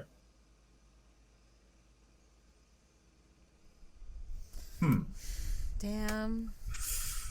I wanted to fucking see it and then use like Skulker on my feet because I can just like stay covered and then like make a ranged attack and it wouldn't even see me. All right. Just throw a knife. Oh, that happened. Yeah, Calden gets back up and he goes. That would have been lit. Oh well.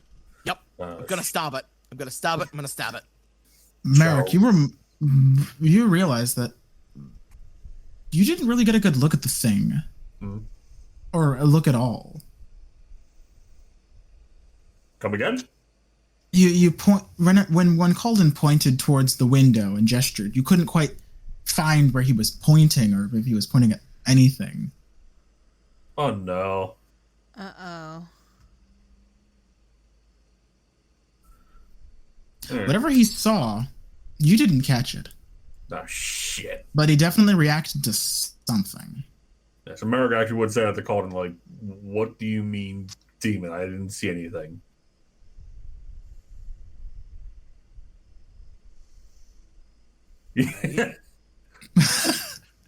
Am I just crazy?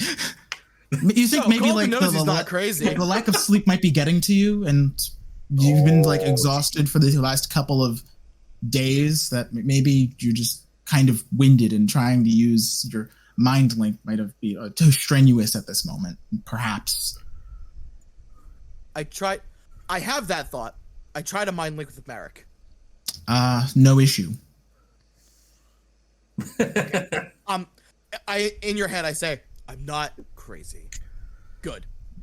And I pull the mind link out and I go, I tried to mind link with it and I got a sharp piercing headache. That's what just happened. Demon. With the shadowy being. Better. That, I mean, you saw something I didn't see. What do you want? I go to the girl. Come on. So I go to the girls' room. I like knock on the door, and when one of them answers, I just tell them what happened. Saren and Farah, what are you doing? And this Farah would be out with the sheriff, correct? No, I wanted to get a consensus as to what the party thought about me doing that before I did that. So how are you two retiring for the time being?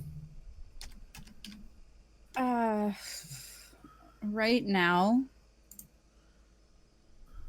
I mean, you said it's still like daytime, right? Yes. Right now. So since it's daytime right now, she's not really like kind of like looking out the window or anything. She's probably like in the corner, like hood over her eyes to like keep out that blinding fucking sunlight. And just poring over like the zoology book and the map and trying to figure out exactly if she can kind of guesstimate how much farther that burnt forest can go. You're not quite sure. The forest could be any number of acres. You can see that it's at least 10 or 15 on the map alone. Jasper, do you have a picture of what I believe I saw? Not yet. Okay. Let's just hope you see it again. True. And so she's poring over those notes. She's minding her own beeswax.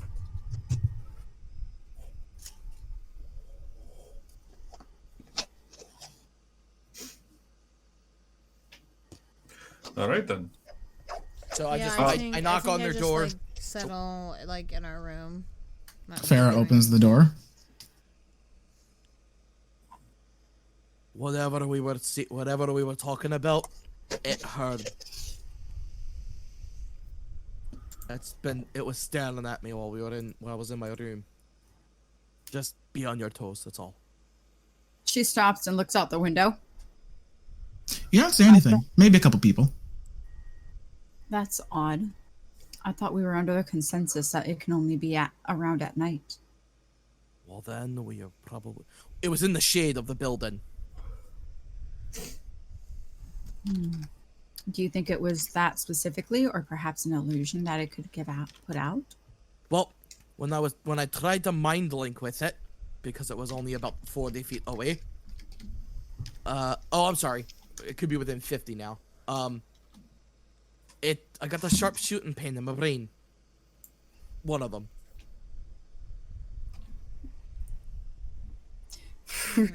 Hold on, I'm sorry. I had to bite my tongue about saying something mean about Colin having two brains. It's fine. He just relays that information. Yeah. So Colin just relays that information and he says, all right, have a good night. Saran's going to keep an eye out towards the window and be paying her full passive perception out the window for the rest of the night now. She doesn't like the thought of things watching her. You think to yourself, you're pretty perceptive already. If something snuck past you, if anything could sneak past you, how? It's a being of the night, and it was still somehow. Perhaps, but if it's the creature that we really were thinking of, they're only supposed to be able to move within the darkness. How would it have gotten into there? Perhaps there are more illusionary capabilities that this thing has. Quite possibly. There's no way. How would it be able to get out for the time of day? Or perhaps it is more of a spirit. Who knows? So for Calden, he goes back and he just gets comfortable and he goes to sleep. I'm going to perplexed by that. She's going to close the book, set up, and she's going to turn to Farah. I think I'll be sitting outside of the tavern for most of the night then. In that case, I only need about 4 hours of rest anyway to be at my full. So while it is still daylight, I would like to get some rest and just keep an eye watch. I'm sure they have a rocking chair or something. Ooh, when Merrick comes back into the room, when Calden comes back into the room, Calden says to Merrick, light a couple candles. Let's keep some kind of light in this room. Do you tell the girls to do that too? I assume you're not too far. So, Yeah. Yes, mind link. And then, yeah, Okay. make this easier. I know I have to see you, but yeah. I imagine if this is like an old-timey saloon, they probably have like a front patio. Sargon is sitting on the chairs outside, like on the rocking chairs. She's just sitting there rocking and just kind of watching out, keeping a watch now while looking at the book and doing. Is there a candle in the room already? Yeah, it's sort of like a lantern sort of setup. Okay, is it currently lit? Yes. Okay, we're gonna keep it lit. My prime, yeah, because in her mind, she's like, my mind is very steady, and I don't do the same type of dreaming as normal people. Not normal people, like a lot of humans, so perhaps it will be more interesting to see what happens. Oh, it's going to be real interesting if we wake up and you all three have nightmares and I don't. Right? Which are caught, but she's going to sit out there and she's going to do like her meditation for 4 hours while there's still daylight. Calden just goes to sleep. He needs to feel these effects for himself if he can. So before I go to sleep, I kind of can I set like a booby trap at the door? What kind of booby trap? Like just like holy water. Like just like some fucking string, and then like if someone like I guess like touches the string, like an arrow will drop. So like you would know someone would be like in the room. Like a bell? If they were like to surpass like the rope. Yeah, just tie a string and a bell to the doorknob, and when it opens, they'll just go ding, ding, ding, ding. Yeah. Or something like that. What? Calden sets a hunting trap, because I have one. No, Yeah. I don't actually. I have a hunting trap, but I don't actually set it. Why the hell do I have a hunting trap? So after setting these traps, I imagine the three of you that sleep go to sleep? Or at least, like, take a load off, maybe a nap. Yeah. Yeah. Calden takes a nap / goes to sleep. And I let Saren know, like, be careful about the booby trap. Oh, thank you. I might have actually stepped in that and gotten my ankle snapped off. I appreciate it. So then, Seren, you're sitting outside. You kind of like sit in like a rocking chair. For some reason, there is a can. There seems to be like this sort of like metal vase right next to the chair. It seems to be it's a spittoon. Smell awful, and you're not really sure why it's there. She kind of just pushes it towards the door. She Hold just on. kind of like pushes it away with her staff, just that way the smell isn't offensive in her face. Is there one on our patio too? Spittoon? Yeah. Oh no, like there's like a front patio, but the rooms are more of like a kind of like hotel like. Okay. If there is a spittoon near Merrick and I room, have you ever heard of a game called East of Nowhere? Stop. I reach What the is that? spittoon, Jasper. What do I get? No, I'm kidding. Sepsis. That. Yeah. MRSA. I'll tell everybody after the. Absolutely. Ringworm. MRSA's no joke. Dysentery. Of all the things that could kill Calden, his echo was terrified because he died of dysentery. No, we're on the plane of Oregon Trail. Ew, you died in fucking Oregon? Pathetic. So, on the way to Oregon, Yeah. Farah, make me a wisdom save. Does Merrick also have to make a wisdom save? No. Hey! Hey, Farah! No demon's God, gonna you get had me, a plus bitch. No vampire's gonna get me. I'm unstoppable. I don't think this is a vampire. For anyone who is listening, I rolled a nat 20. Crit. So- I'm so sorry. So- Who had to make all of them? Just Farah? So, you are kind of like laying there, kind of like almost dozed off into like a sort of sleep, when this chill comes over you, and you look around your room. Mm-hmm. The trap isn't disturbed, Uh-oh. What do I see? but you just feel like this cold. Do I see anything in the room? You are alone. Oh. Ew. Farah doesn't like that. But other than that, the rest of your rest passes uneventfully. Wait, do I see any indication of the light currently on, like flicker or like or anything, or like is it like windy, or like do you see it, like do I see it move? You Yeah, notice just that a the candle window through the is slightly ajar, and you think to yourself, I didn't open the window, did I? Oh, they don't like that. Oh no! Farah doesn't like that, and I don't like that. I've been watching too many Yandere games. I'm not a fan. Oh no! I don't like that. What do you mean the Seems window you've is ajar? Does anybody else get anything? Not for the rest of the night. For the rest of the afternoon. Farah gets up and kind of just like walks around the room. It seems all right. Okay.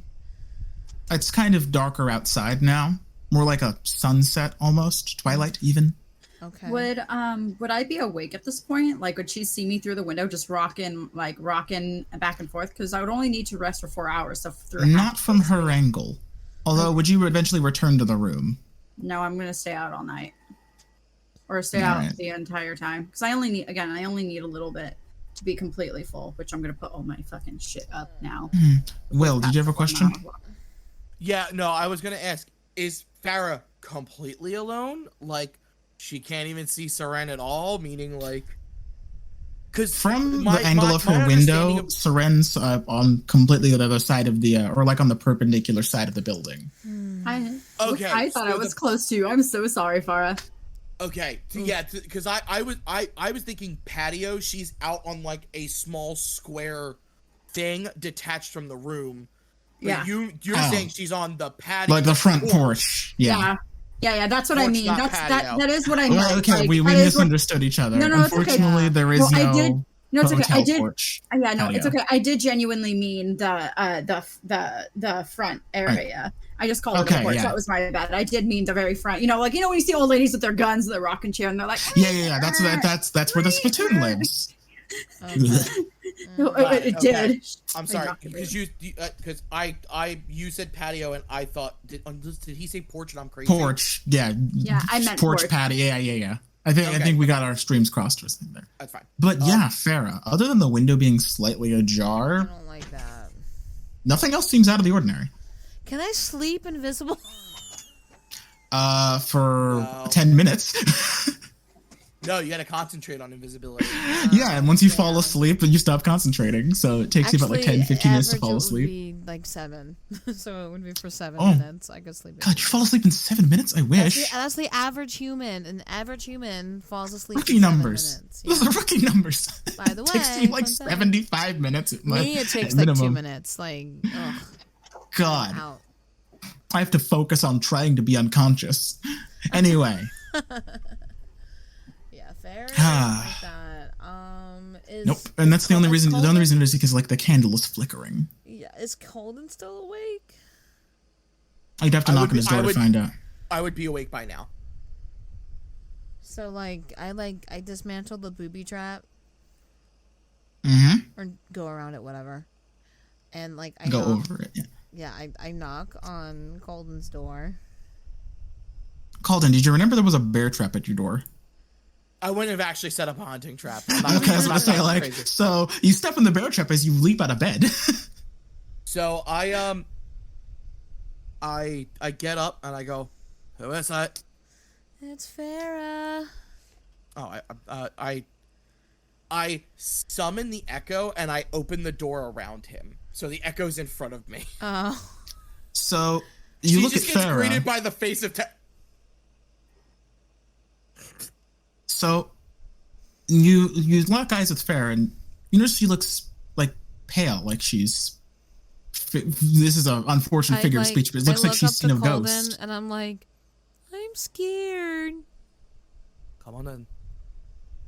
I pull Farah in, and I leave my echo outside of the room, and then I shut the door. Actually, no. Hold on. Jasper, question. Yeah.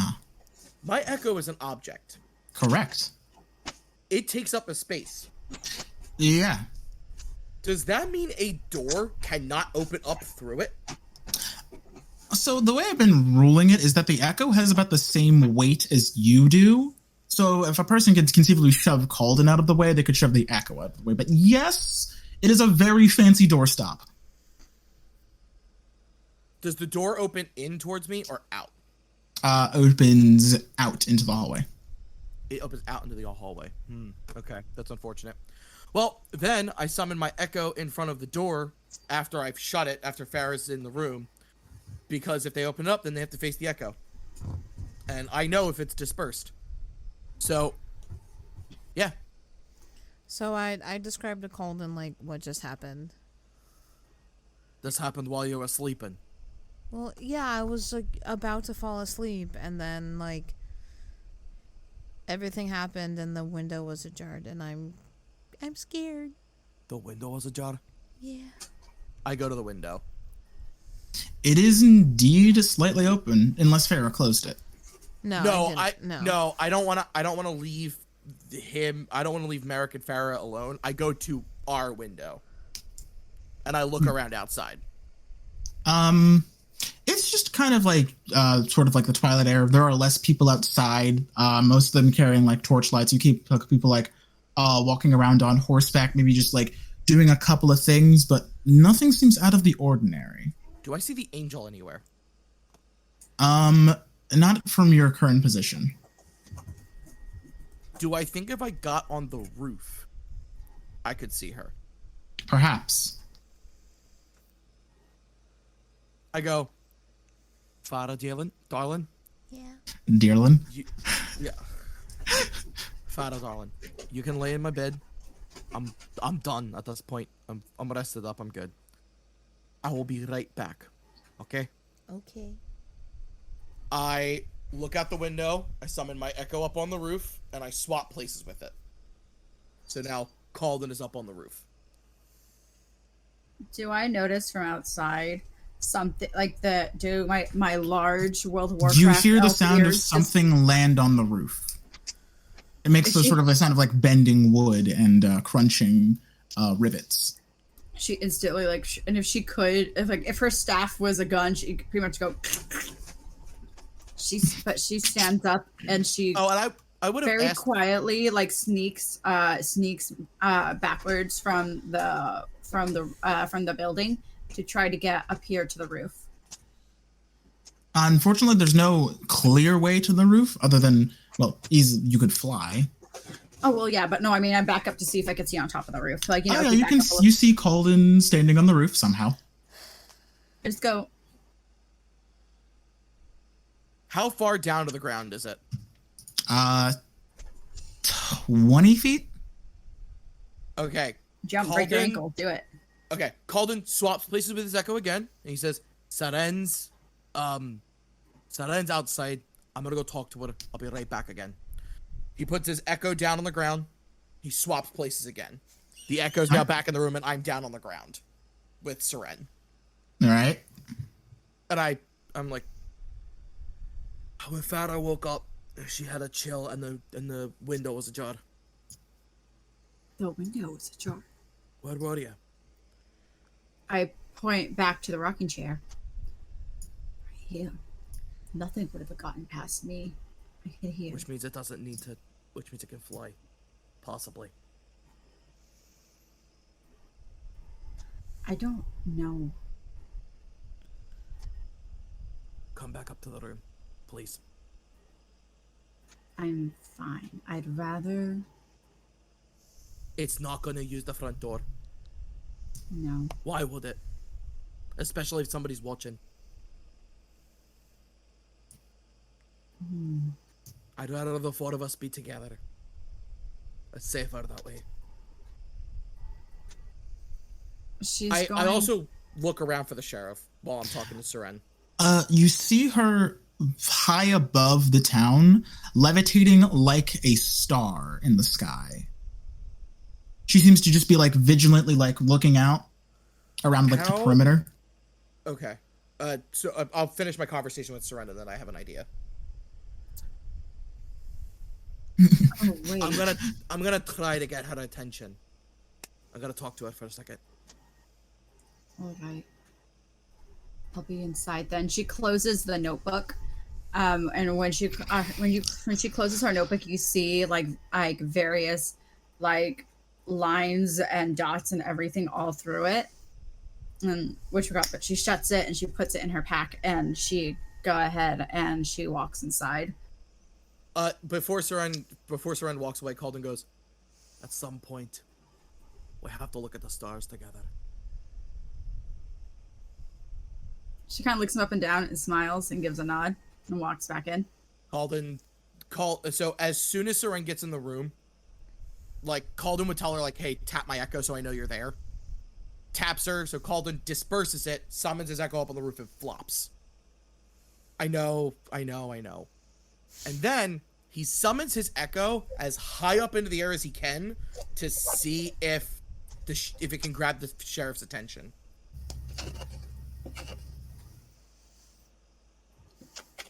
So you summon the echo high up in the air, and she looks over to where your direction is, and then looks down to see you waving. She like looks eyes at you, kind of like gives like a nod up in the distance.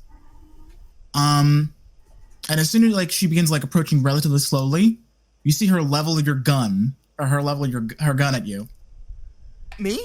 Yeah, and she seems like surprised. And that's where we'll end the session. It's right behind you, isn't it?